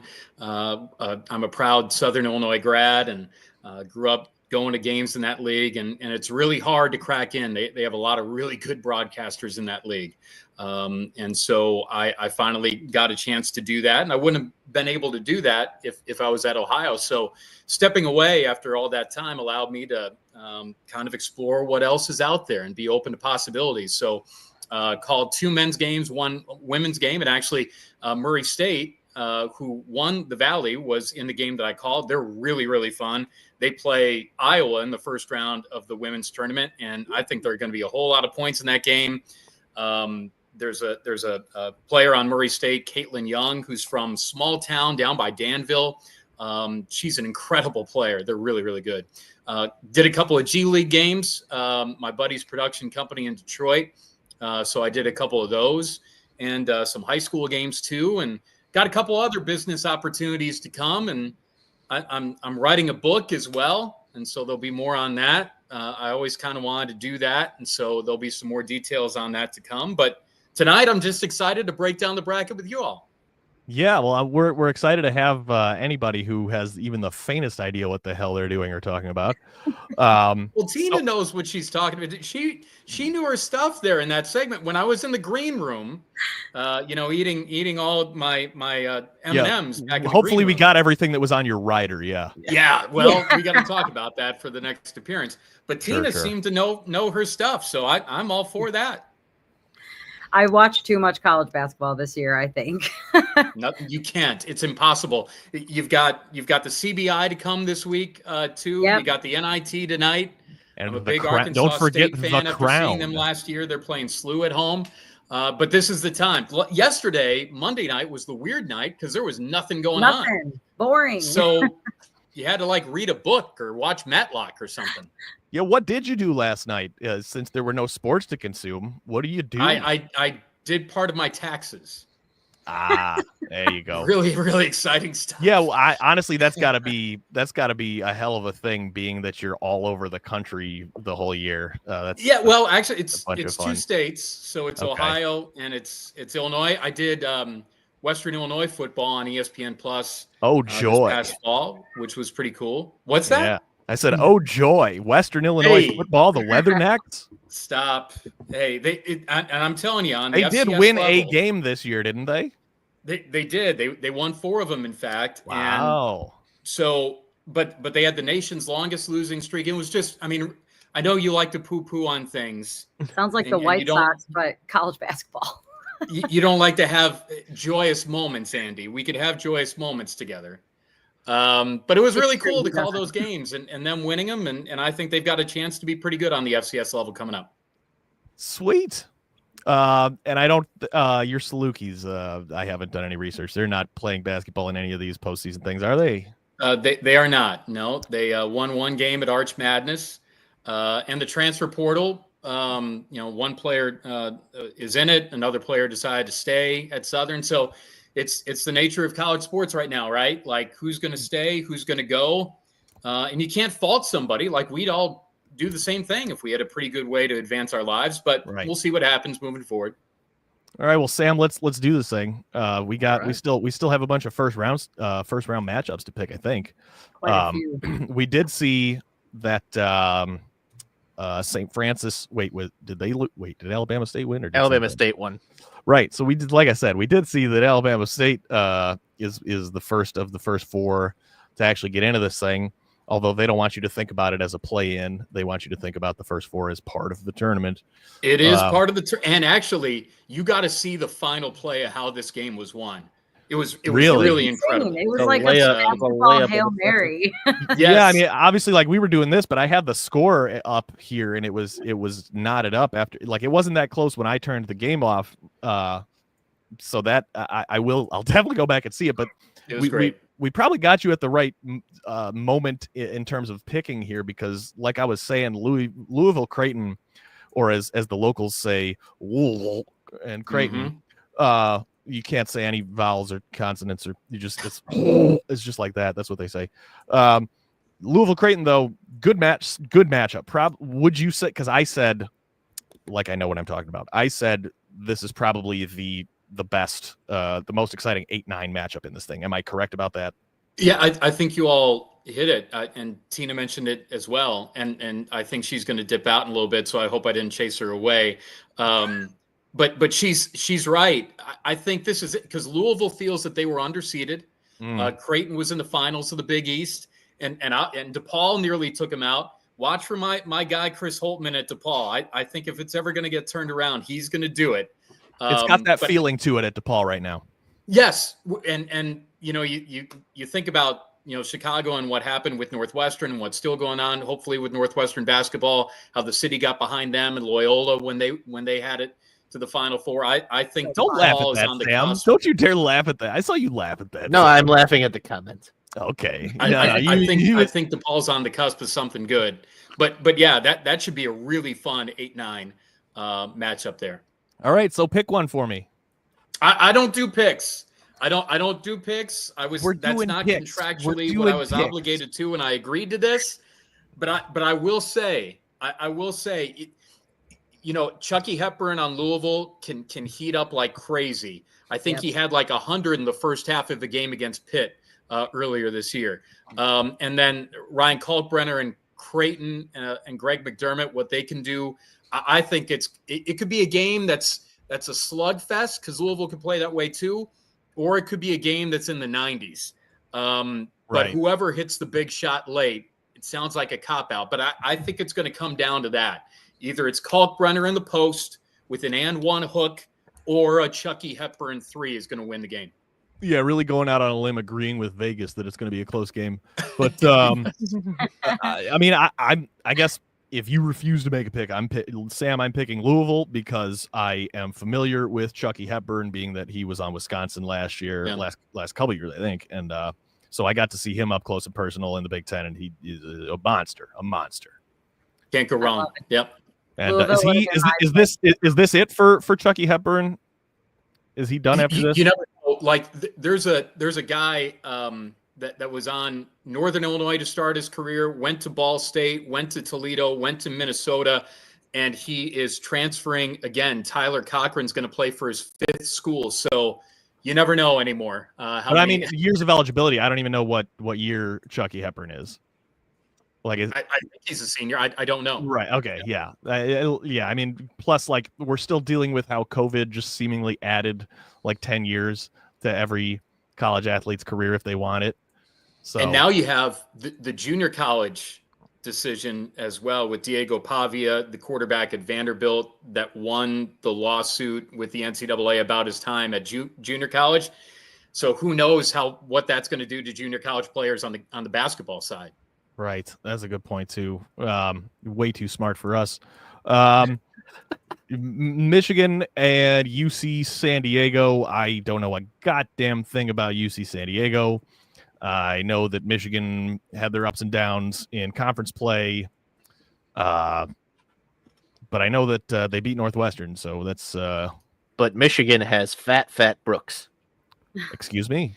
Fat Brooks. P-H-A-T Brooks. That his name? Brooks. That is his name. That's fantastic. So it's going to come down to Vlad Golden in the post. This is something about UC San Diego. They're the Tritons. They've won 30 games. They won the Big West. I don't think anyone takes more threes than they do or forces more turnovers than they do. And based on, as you referenced, Vegas and odds makers, I don't think a lot of people know a lot about UC San Diego, but they looked at the number in the game and saw 2.5 there.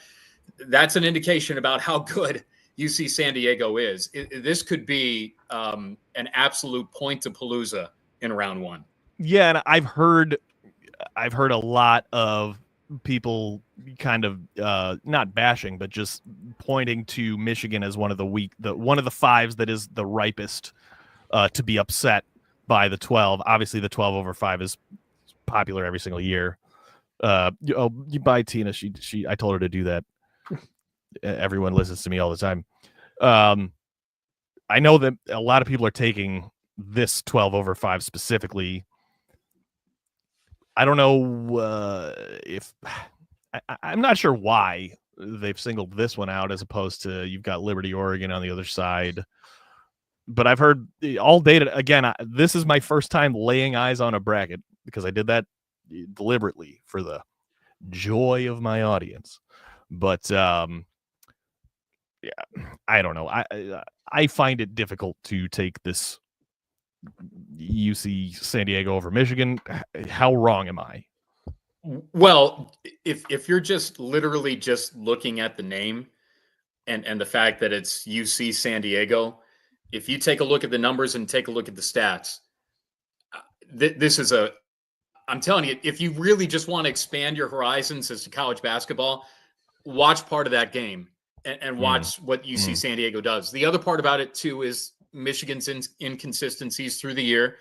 What are you going to get? Are you going to get the team that won the Big Ten tournament, pieced it together at the end of the year? Are you going to get that team that was blazing hot? And a couple of games earlier this season, they went out to UCLA and won there. They hit like 23s in that game.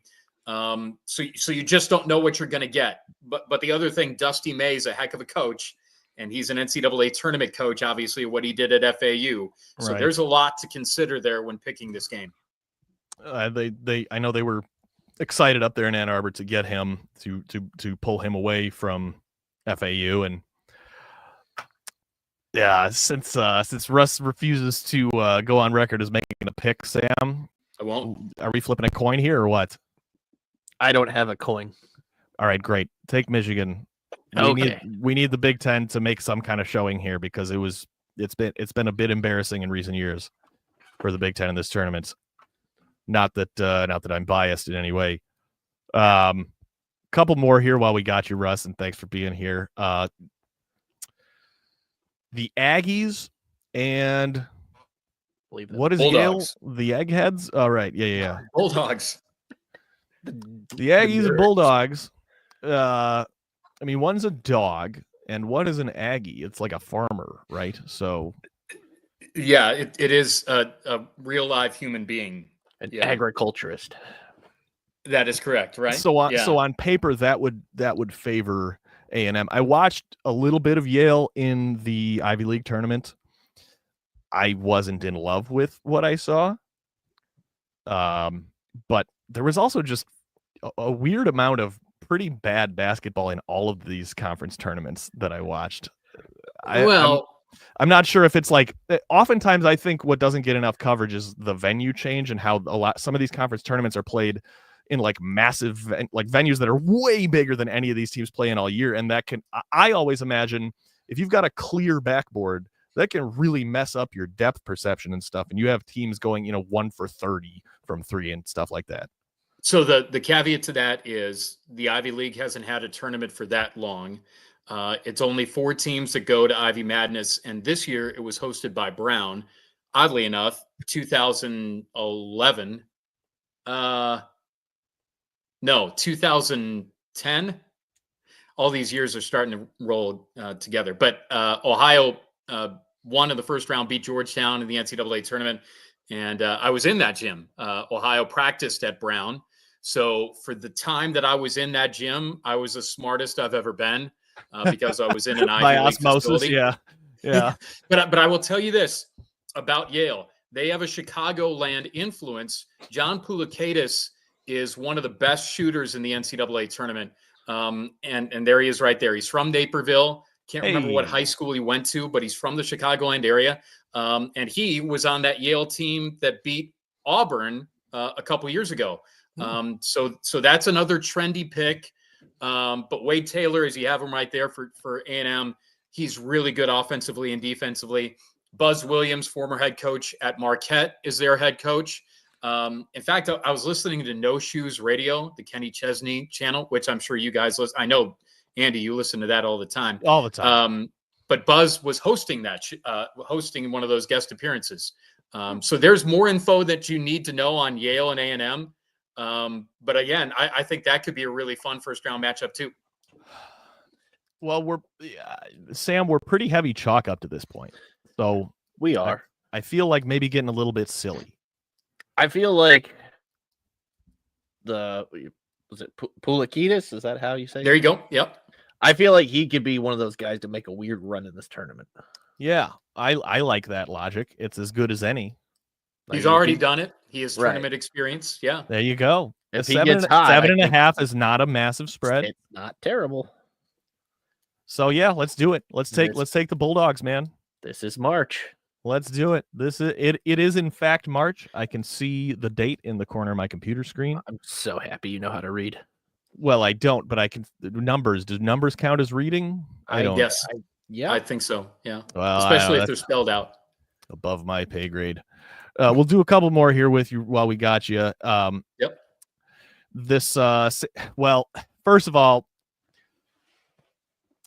let's get your thoughts on the inclusion of the Tar Heels in this tournament at all. 20 wins. And the controversy obviously is their athletic director is the chairman of the committee. He is not allowed to be in the room when they're seated or talked about for an at-large berth. Also, technically, I don't think he's allowed to talk about his school to any committee members outside of that room either. 1 and 11 against quad one. I know there are other metrics, but that's tough. You can't have all of the spoils of riches of a big conference and then say, well, we lost those games, but it's a tough schedule. Is West Virginia, is Indiana, is Ohio State the worst possible miss that the tournament's ever had? No. I mean, West Virginia was 13-10 when Tucker DeVries was out. There were 6 double-digit losses by the Mountaineers, and they lost to Colorado in the tournament, in the Big 12 tournament. So do I think North Carolina should be in the tournament? No. Do I think that West Virginia, Indiana, or Ohio State was a slam dunk in? No. I think last year Indiana State being left out was far worse. But that being said, North Carolina has a chip on their shoulder coming into things to take on not the same sort of San Diego State team that they've had in the past. Will they play with a whole lot of energy? I think so. But whoever gets that is going to get an Ole Miss team that can really, really score. So I think it could be a contrast if it's the Aztecs. I think North Carolina could play at that pace if it is them. I mean, I agree with all of that. And I think that with North Carolina coming in, like you said, with a chip on their shoulder, because everyone's so upset that they're there. Yeah. And I understand. I just don't really, care. I also said earlier in our show that if I am any of the powers that be who stand to profit on having eyeballs on the games, it makes complete sense to include North Carolina however you get there, however you can. Is that a cynical way to look at it? Probably. Welcome to me. But I think that you're right about North Carolina coming in playing pissed off, playing with a chip on their shoulder. Yeah. And I think if they win that quote unquote not play in game against San Diego State, I could see that kind of sparking something. And I'm gonna get crazy and go ahead and pick the 11 over Ole Miss here. I know Ole Miss can score a bunch of points, but we gotta take some upsets somewhere. And I personally am not gonna pick Lipscomb over Iowa State. That's for sure. I will say, Syracuse was a first 4 not that long ago, and they made a hell of a run out of it. And that's a really good example there, because Syracuse, in the year that they did, it is the same sort of situation. I don't know if it should not. I don't know if the numbers or metrics are exactly the same, but it's the same sort of case where there was an uproar about them being in, and then they just went and rolled with it. Right. That's what I'm saying. You get some momentum from that first win, I think. Sure. Yeah. It's not something that's quantifiable, but that's what I'm going with. That's what I'm telling myself. But again, these are human beings. These aren't computers, right? We could look at numbers like crazy, and you never know the human element in there and that motivation and that chip on your shoulder. And again, North Carolina is a really, really proud program. And they haven't, to their standard, they haven't played to that standard in a number of years now. And Hubert Davis is an alum. Mm-hmm. There's a whole lot of play there for sure. Yep. See, that's the great eloquent points. That's why they pay this guy the big bucks. I think we save ourselves some time here, right? I mean, what do you know about Lipscomb? Is there anything there to like? Really fun team, veteran team. They're out of the A-Sun. They beat North Alabama in the tournament championship game that they hosted. So you talk about conference tournaments. There are still some leagues that play on campus sites. I thought North Alabama was really, really good all year. Tight game late. They had a player that fouled out with about 5-6 minutes left to go in the game. Lipscomb held on. They're really, really well coached. They're actually right down the road from Belmont. I was right at their campus a couple of weeks ago. But Iowa State, they have depth. There's some injury issues there. I think it can be tight, but probably Iowa State's a team that could hold on to win. Well, it looks like the computer really likes Iowa State. And what am I, smarter than a computer? That's sometimes. No, me, no. Maybe you, not me. No, never. Never When ever. you're ever. putting a car engine together, that's when. Yeah, a That's when you're computer smarter than the could do computer. that if it had arms. It's only a matter of time here. Well, let's finish out this quadrant and then we'll let you go. Right on. Is Marquette the Marquette of the last couple of years that kind of steamrolled most of the teams they went up against here? Because I admit to not have, even though they're right up the road here, and they always try to show me Marquette games on television. It's usually like background noise for me, and I haven't really paid much attention. Not the same, probably not from the high side as they have been, but they're really, really good. And then Shaka Smart, right? What? I'm sorry? Shaka Smart still at Marquette? Yeah, okay. That's right. And then that's Richard Pitino. That's Rick Pitino's son. Right, who used to be the Minnesota head coach. Yeah. That's right, who's the head coach at New Mexico. And I guess if he wanted to come back to Minnesota, he could now. I now, guess there's an opening there. Oddly, have you applied? Have you applied for the head coach job there in Minnesota? And then me? No, I've not. Although you know, hey, send in a resume. What's the worst that could happen? Hey, it's 2025. Let's just get nuts, right? Yeah. The SID, the sports information director at New Mexico, is the guy that was the SID when I was at Idaho State. Does a great job. Actually, I gave him some dinner recommendations for Cleveland. That's where that's going to be played.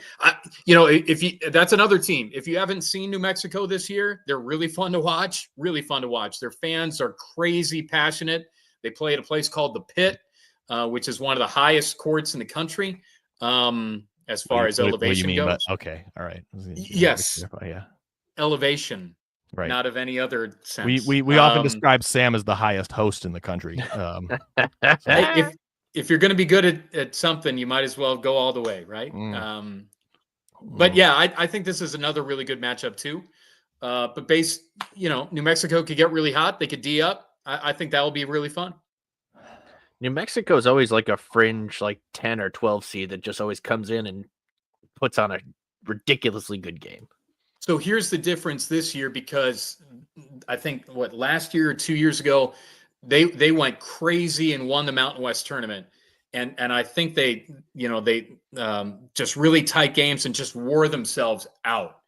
Now they weren't in the finals of the Mountain West this year. It was Colorado State beating Boise State. So New Mexico actually has something they didn't have the last time they were in the tournament. That's some rest. And so I think that'll help against a really, really precision, efficient Marquette team. Okay, Sam, once again, we're going to flip the coin we don't have. What do you want to do? I made the last decision. It's your turn to make a decision. I think New Mexico's going to be fringy and fun. All right, let's do it. Let's do it. Fringy and fun. I like that. Yeah, those are good adjectives. Alliterative. Yes. Nice. Yep. Nice. That's not a real word.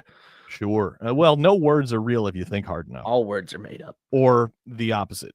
Depends. All words are. That is an accurate point. All words were are made up at some point, right? That's correct. That's correct. That's why it's a little silly to correct other people's grammar. If you can understand what they're communicating, if the point of language is to communicate with each other. Anyway, Sparty, I have to pick to go to the second weekend in every bracket, every year. I don't care what did or didn't happen over the course of their season. Tom Izzo just finds a way to get to the Sweet 16. I don't lost know. to Middle Tennessee State as a 2-15 matchup like 6 years ago. That's the exception to the rule, and you know it, and that's why you're saying it. You're saying and then they advanced 1 year and got their asses handed them by Syracuse. Yeah, well, and they could get their asses handed to them, but it's going to be in the second weekend. I will tell you, there's a taller guard on Bryant, Rafael Pinzone, who can really score. He's really, really fun. Bryant is out of Rhode Island. I think it's Smithfield, Rhode Island. And they beat Maine in the championship of their tournament. So, yeah, there he is at the top. Outstanding player, can really get hot, really score. If you're looking at just to follow or get to know a player in the tournament, he's one that'll catch a lot of people's eye, because if Bryant's going to hang in the game, he's going to be a big reason why. Yeah, I mean those are some numbers he's got. So it's not just a cakewalk for Sparty, at least. And we like seeing that, but picking against Tom Izzo at this time of year is like picking against Tom Brady every time that he got into the post. It's just like, do I think that his team is necessarily that good? No, but if I bet against him, I'm an idiot because he proves me wrong every time. Yeah. It's that ability at this time of year, and it's not just, well, he's Tom Izzo. I mean, they've seen all the situations in NCAA tournament play, and he know that experience that really does matter, and how he communicates to his team, how he sets up plays, how he works the officials. That's a big part of it too, right? The experience and officials being around him. So yeah, it could be another Sparty March. I'm saying I can't. I have to put him in the second weekend. I'm like obligated to put him in the second weekend. It doesn't matter. It doesn't matter. They're amazing. It's an amazing program.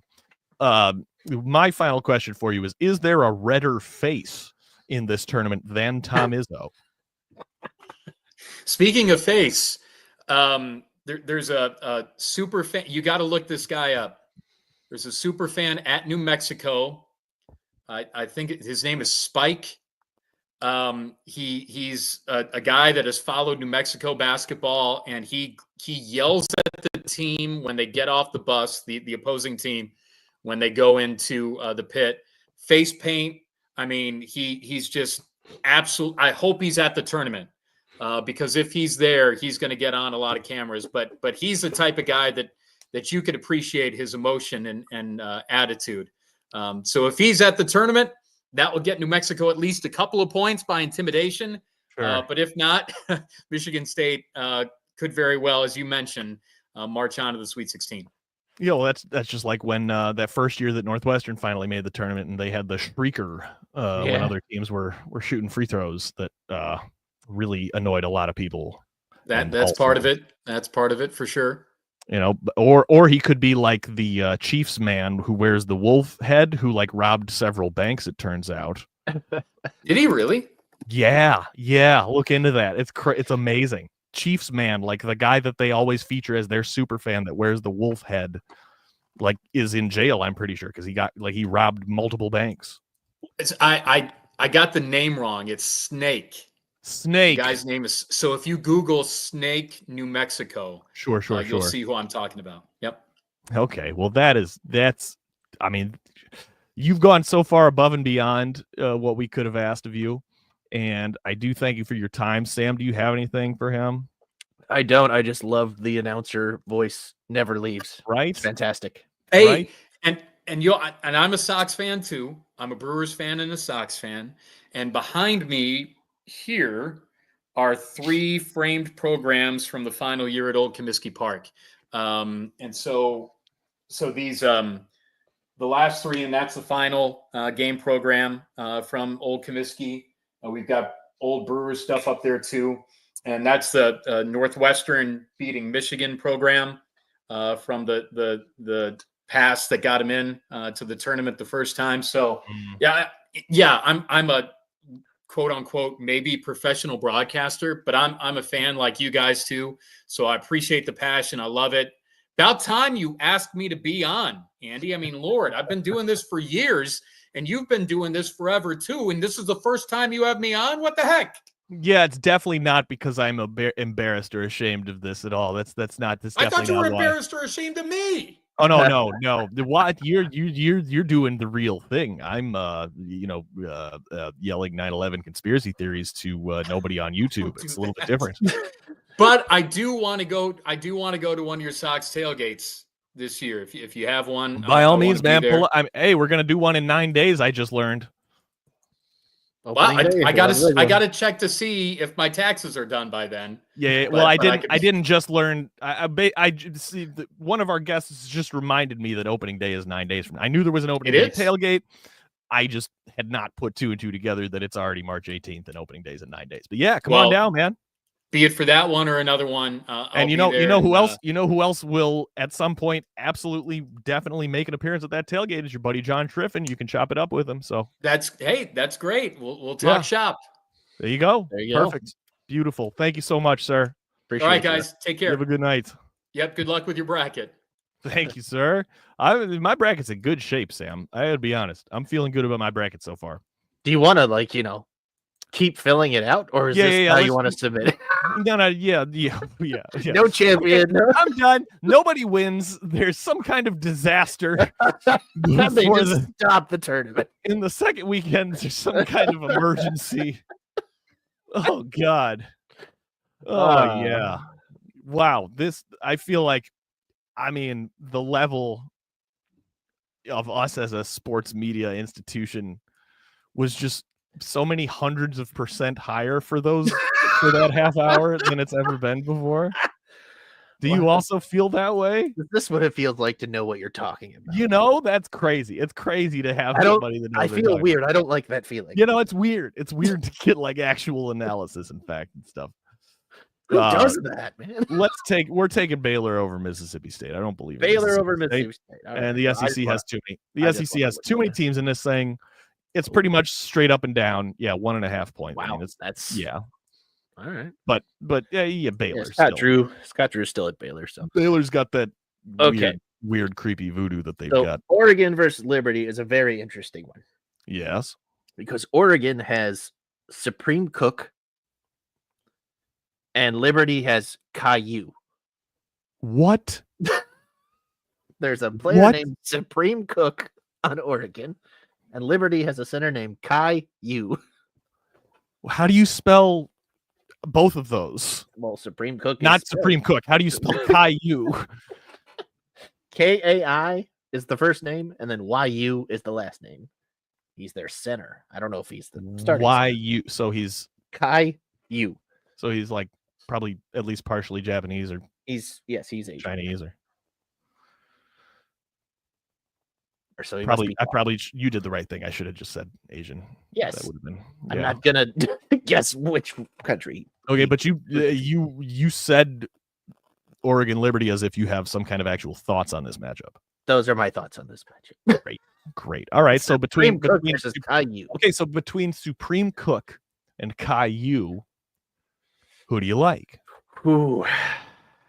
Also, shout out to Oregon's court. I haven't seen it. Is it like all crazy?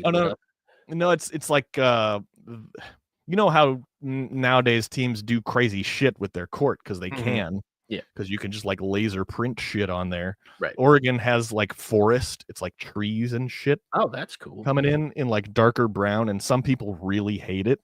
But I like it because as long as it's like shades of brown, it still looks like a wood floor. It gets annoying when it's like unnatural colors. Like when the Bulls had the bright, when the Bulls had the bright red court, and we're all just like, oh god, it burns. Wow, Oregon's 6.5. I mean, I always want to see Liberty lose because of the stuff that Aaron said. And have we taken, this is important. Have we taken a 12 over a 5 yet? Michigan, we picked there. Memphis, we haven't picked the other one yet. So no, not yet, but we have another one to pick though. Well, I like Liberty better than McNeese. So let's go with Liberty over Oregon. And once again, the Big Ten going down in the first round. Arizona is finally not a 1 seed who will not make it to the second weekend. They're a 4 seed who won't make it to the second weekend, but they're going to beat Akron. 13.5 favorite. And I'm glad Russ with his Mac bias isn't here to hear me shit all over Akron. But Arizona's going to beat Akron, and then they're going to lose whoever they play after that. Right. We got the Soakers versus the Rams, right? Yeah. Rams. Is that what they are? The Rams. Yeah. 2.5 spread. Wow. ECU Rams, the BYU Soakers. Ooh, this could be fun. Yeah. I mean, VCU has actually burned me a lot over the last couple of years in terms of I've picked them. Yeah, ever since that one run that they had with Shaka Smart. Yeah, and I've picked them once or twice to advance, and they haven't. Holy crap! BYU's beaten Baylor, and I know that about BYU. Iowa State twice. BYU's shooting the fucking lights out. They've got that voodoo. So let's take the Mormons in this one. The Soakers. And gosh, Wisconsin fucking better not lose this. Like they better not. 17.5 point spread. This is going to look so bad for the Big Ten if Wisconsin loses this. Yeah. If they lose to the Soakers, it's not as bad. But No, losing to Montana, I can't do that. St. So- Mary's for sure. They're the ones who beat Gonzaga, right? Dude, yes. Well, no, Gonzaga beat them in the West Coast Conference tournament. But in the regular season, St. Mary's beat Gonzaga twice in the regular season, and St. Mary's won record-wise. They won. What a low-scoring championship game that was, dude. The teams combined were like 1 for 30 something from three. Holy cow! That's what I was trying to say before about like these teams all play their conference tournaments at these giant venues, and I have to imagine. I've never heard a commentator talk about this, but wouldn't you imagine with the clear glass backboard that like your depth perception gets fucked up? Definitely. It seems like the shooting percentages just always go down in those things. No, it's like when players, when they do the championships in like the big football stadiums. That's like what I'm saying. Right. They hate it. Right. That's what I'm saying. And I never hear media talk about that factor at all. It's just after the fact, they're just like, wow, these teams shot terribly. Yeah. It's like, yeah, because there's like so much more space behind the basket than they're used to. Right. I have to imagine that's very disorienting. I mean, St. Mary's holding teams to 60.7 points. I can't hit a shot in perfect conditions, so I'm not speaking from personal experience, but I just, Whoa, 17 in one conference. I don't care what conference you're in. That's so. Yes, but see, this is what Gonzaga does pretty much every year, is what Right. St. Mary's did this year in terms of just rolling through the West Coast Conference. And then Gonzaga would always get to the tournament as like a 1 or 2 seed. And then you'd have everybody saying, yeah, they were unbeaten, but they play in this weak ass conference. I don't want to hear that shit because St. Mary's beat Gonzaga twice, and Gonzaga's a good basketball team. I mean, Alabama could score 130 points in that game. I was gonna say, I wonder what they 23.5. I wonder if And that's the over-under's 165. I was gonna say what. Oh, we can't preview it because of the first 4 thing. Damn it! I was gonna say, I wonder what like The actual over-unders? matchup is like. Yeah. No, I just want to see the spread. Like who has the biggest one? Maybe it's Florida, 28.5. I'll show you a big spread. Houston was 28. Okay, so probably the 1 seeds have the big one. But yeah, we're gonna go Alabama there. I am assuming. Yeah. Now St. Mary's Alabama, that's a cool matchup. That's a good one. And it pretty much comes down to which team is hitting threes. That's really all it is. And the way that basketball is played now, that's what a lot of these games are going to come down to. Especially as you kind of thin the herd. A lot of these teams are live and die by the 3. Right. Alabama put up points. Holy shit. I told you, that game against Robert Morris, they could legitimately score 120 points. They're crap. They're the fastest team. Like their possessions are like 6 seconds. That might be like the highest points per game I've ever seen at a college level. Yeah, that's insane. Yeah, they're crazy. That's fucking wild. The more we talk about it, the more I think you have to take Alabama there. Yeah, even though this is awfully chalky, but yeah, you know what? We'll make up for it by taking the Soakers. You want to take BYU over Wisconsin? Yeah. Obviously, Liberty. Obviously. I mean, the problem is you're joking, but like they might. Arizona disappoints in this thing almost every single year. Unless they win it all, they often I just feel like they're always like a 1 or 2 seed, and like a lot of people will pick them to win it all, and they won't even make it to the second weekend, like over and over and over again. Yeah, they're always like a second or like 30 round of 32 loss or a Sweet 16 loss. Right. Every time. Right. So fuck it. Take Liberty. Let's get crazy. Let's get all right. For liberty and justice for all, baby. Liberty. And then you got to take Cooper Flagg and one of my favorite names, Con Knipple. Is he gonna be healthy? Do they know well, what's going on? Folks are saying that should Duke advance to the second weekend, which they should, that Flagg will be back for that. That's what But they're expecting him to miss the first weekend. Well, they're expecting him for sure to miss the first game. It's mixed on the round of 32 whether he'll show up for that. If I'm John Shire, I'm just sitting him until next week. Second the second weekend. weekend. Yeah. Because I think you could Because they're good probably enough. play They're with it. still good enough even without him. Right. And early in the year, when the first Duke game I watched this year, back in like November or October, whenever, I kept hearing the announcer say Con Knipple, and I could not figure out what they were trying to say. And I had to Google Duke's roster and be like, what in the hell? You're like, how do I spell Con Knipple? And I thought maybe it was just like that one commentator saying it funny, but everyone said it that way all year. Con Knipple. Con Knipple. Auburn, Louisville. What are you thinking here? I mean, I hate Bruce Pearl, but Auburn's really, really good. I know Louisville's hot though, aren't they? Probably. This just shows you like notable results. It doesn't show you like. If only we could talk to someone who knew what they were talking about. Right, that'd be so helpful. Yeah, I mean, you got to take Auburn. Yeah, Auburn on here. They're really, really good. They're one of the best teams in this thing. Obviously, that's why they're a 1 seed. Michigan and Yale. That one's interesting. That is interesting. And there's always the frisky fun, the fun ones that are like in the round of 32 that somehow make it in the Sweet 16. But so I don't know if this happens to you when you're doing your brackets, but when I do them, when I get to a point like this will make me go back and change from Michigan to UC San Diego, because I'm like, if one of the lower seeds makes it to the second weekend, I like UC San Diego better than Yale. Yeah. Should we do that? Can we do that? Is that against the yeah. rules? All right, we're doing that, and we're taking UC San Diego then. Okay. That feels better than having Yale there. That's true. And it feels better, really good, not having Michigan. That also feels pretty good. UNC, I assume we're thinking UNC's winning that matchup, right? Yeah, they're on a heater. They're on a heater at this point. We're making so many assumptions, but that's what this is. UNC versus Iowa State. Yeah, Tar Heels are on a heater at this point. You're picking UNC. Okay. Yep. Just they're like anointed at this point because of how mad everyone is that they're even here to begin with.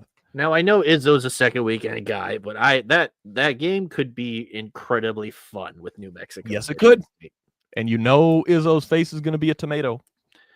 Yeah, it might, could be like a freaking free throw drawn out dumb ending, or it could be a last minute buzzer beater in that game. I think it really could be that close. But if it's not, I think Michigan State runs away with it. I have seen Izzo come so close to hitting his players on television. television. Many times. Many times. And it's like he's one of the last now of the old guard that you could still say that about, Yeah, I miss when we could hit him. Well, and like it's interesting, like that Rick Pitino's back in the game because he's part of the old guard too. But his stuff was more recruiting violations. Yes. No. I'm just saying in terms of like the previous generation of notable head coaches. Your Boeheim, Calhoun, right? All those guys. Right. Yeah, your guy, your best friend, Jim Boeheim. My favorite guy. He had you on speed dial. You were one of the ones. I was. Well, his wife didn't have a problem with it. Memphis, Maryland is. Oh, do you want to go there? Or do you want to complete the first round of the side? Okay, well, that's just what my eyeballs were doing. Sorry. No, I mean, it doesn't matter. Clemson, McNeese. I think a lot of people think that Clemson's one of the weak fives. 7.5. Yeah, I don't know, man. I don't know shit about McNeese. I don't either. I'm the best. Allen Breed. All right, we're taking them because they've got those two. The first. The first two guys that McNeese has listed have insanely spelled first names. Yeah, they really do. Both of them are like fairly common names, but those guys have them spelled actually insanely. They only lost by 8 to Alabama early in the year. They lost to Liberty only by 4.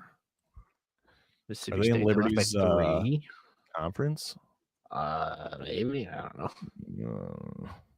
That's good. It's good we're doing this. Yeah, fucking take McNeese. Come on, just do Fuck it. Why not? Fuck it. Purdue or High Point? Fuck you, Dabo Sweeney. I don't care that you're not involved in this. Just fuck you. Fuck you still. Again, only this is gonna look bad for the Big Ten if Purdue loses this, but I could easily see Purdue losing this. Oh, for sure. Unless again, and this is we're gonna keep saying this, but like if Purdue is hot from 3, there's no beating them. No. There's no Purdue what's his beat name? Alabama. Fletcher Lawyer, right? It's that one who, because Foster Lawyer was the one that was on Loyola. His brother Fletcher is on Purdue, and he's like a Trae Young type of player. Like he can just pull from anywhere on the court and make it. If He looks like a drunk baby. If he's on one. No, not that part. I don't know. I'm picking Purdue. Yeah. All right, we got that. And all right, what about Tennessee and Wofford? Well, I mean, I just like Wofford's name. I like saying Wofford. I like spelling Wofford. Only 18.5 spread. 18.5 is a little steep for me, man. And I think Tennessee has just like kind of gotten better as the year's gone on. So I'm picking Wofford to cover.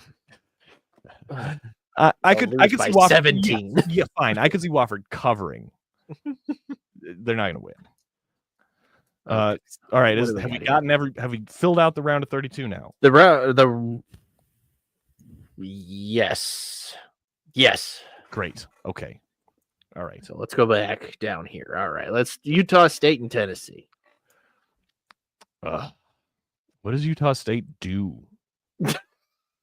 What do you guys do? What do they do? Like what Is what- Utah State the one in Provo, or because there's like 3 towns in the state of Utah?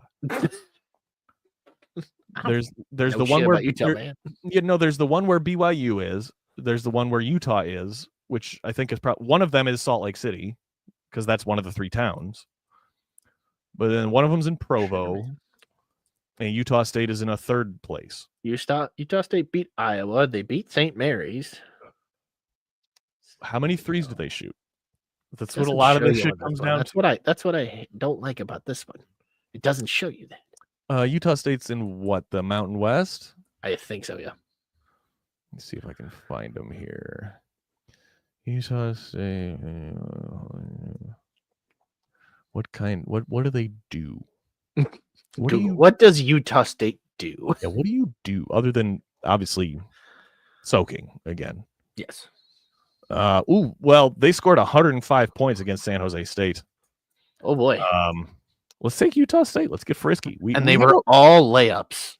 Well, let's take Utah State because we Over have Tennessee? a lot. Well, we have a lot of chalk so far. do. So, I'm comfortable doing something zany. Kentucky over Illinois. Sorry, Yeah, everybody. Illinois is just not consistent enough. No, they're the streakiest good team that I've ever seen, and you could say that about their program over the last several years. Like, pick a year. Mm-hmm. They could beat anybody if they're on one, and they could lose to anybody if they're not. Yep. And Brad Underwood just doesn't make adjustments. You mean Meatloaf? A good call. I haven't heard that. Looks like just. I haven't heard that. That's a good call. He does Yeah. look like Meatloaf. Just like him. It's great.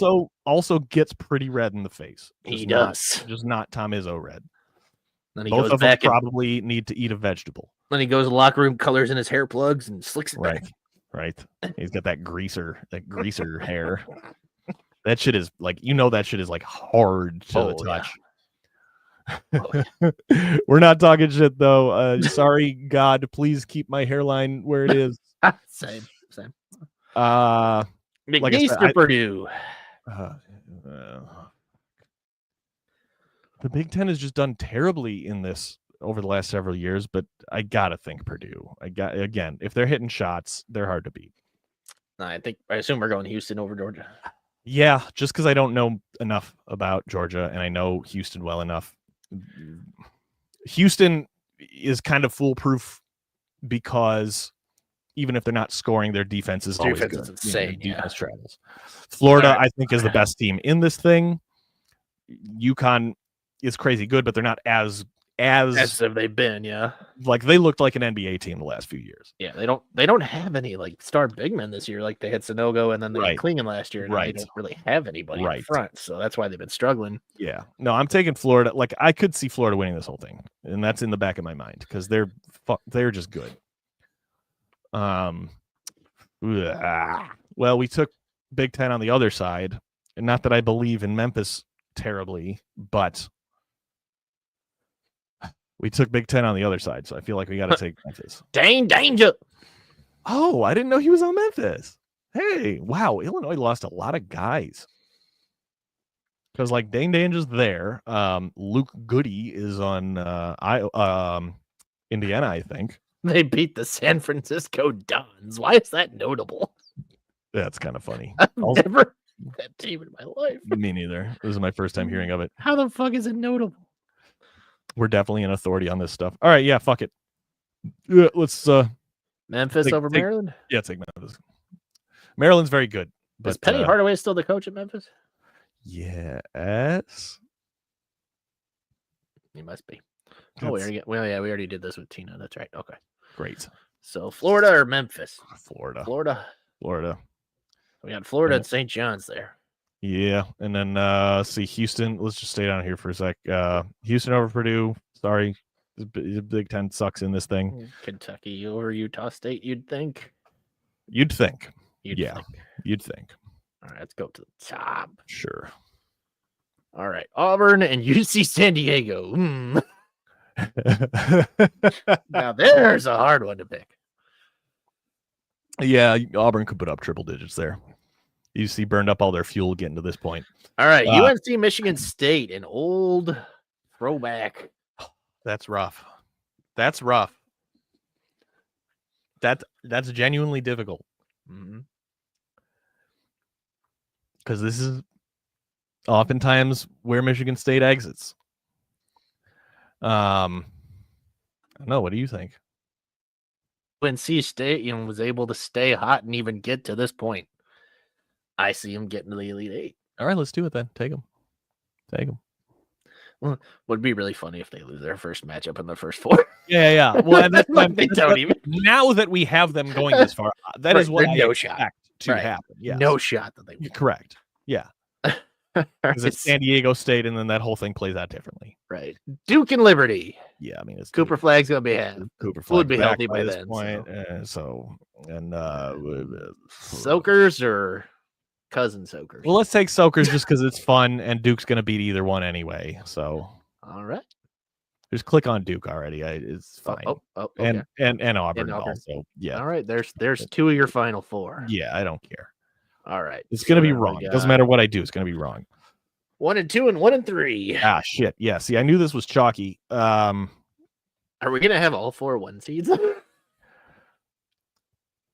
Now let's do Florida and Kentucky, and then we won't have all 4 1 Florida. seeds. I mean, Kentucky could make it past you. Yeah, that's not far fetched. That's what I'm saying. None of this is like terribly far fetched.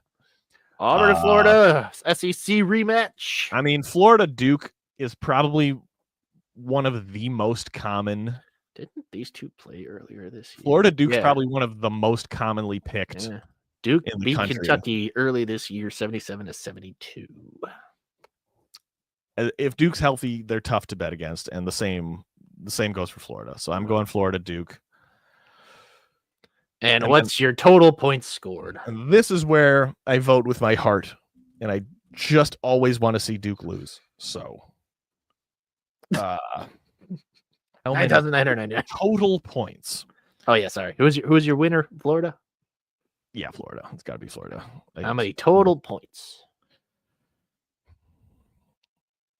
154. All right. Have you read everything and agree to these? Oh, I don't want the emails. Oh, these are gonna go to me. This is. Oh, right. Yeah, I don't care then. All right, sweet. Yeah, Florida. That's it, folks. Go ahead. Florida. Go ahead and duplicate exactly my bracket, and I guarantee success. Put all your money, bet your mortgage on it. What the fuck? I'm not giving you all my address. Yeah, no, it's ridiculous. Well, shit, man. We picked Florida. It's Florida. Congratulations, Florida. Now because I've picked them, they'll lose this weekend. But you're welcome, everyone. Now you know. Just look at my bracket and do exactly the opposite of everything we did. But thanks for being here. Thanks for, if you're still watching, first of all, what the fuck's wrong with you? Second of all, thank you. And if you feel like filling out a bracket tonight or tomorrow, what's the latest you can fill out a bracket, Sam? Like Thursday afternoon? I think so. I think the first games are Thursday, so yeah. So yeah, whenever that is, you've got from now until then we're going to tweet out a link to our pool. Please join the All Sports Scene bracket pool and embarrass all of us who pretend to know what the hell we're talking about when it comes to college basketball. The less you know, the better is the general rule of thumb in this thing. Who has the cutest uniforms? Pick with your eyes closed. You're no more likely than anyone else to succeed or not succeed. But yeah, you do it. Be part of our pool. You've seen what my bracket is, so you know what you're up against. Everyone else that writes for us or has ever appeared on this channel is presumably also going to fill out a bracket. We're also going to do women's brackets, which I know nothing about, so I'll just be picking with my eyes closed. Other than like Juju Watkins, USC, I assume will win the whole thing because that's the player that I can name off the top of my head. Yeah. Thanks. You got anything, Sam? The link to our brackets is our pinned tweet currently on our Twitter page, so you can just at All Sports Scene. And then we'll see everybody on Thursday for AskCast. So appreciate everybody who joined us tonight. You all enjoy your evenings.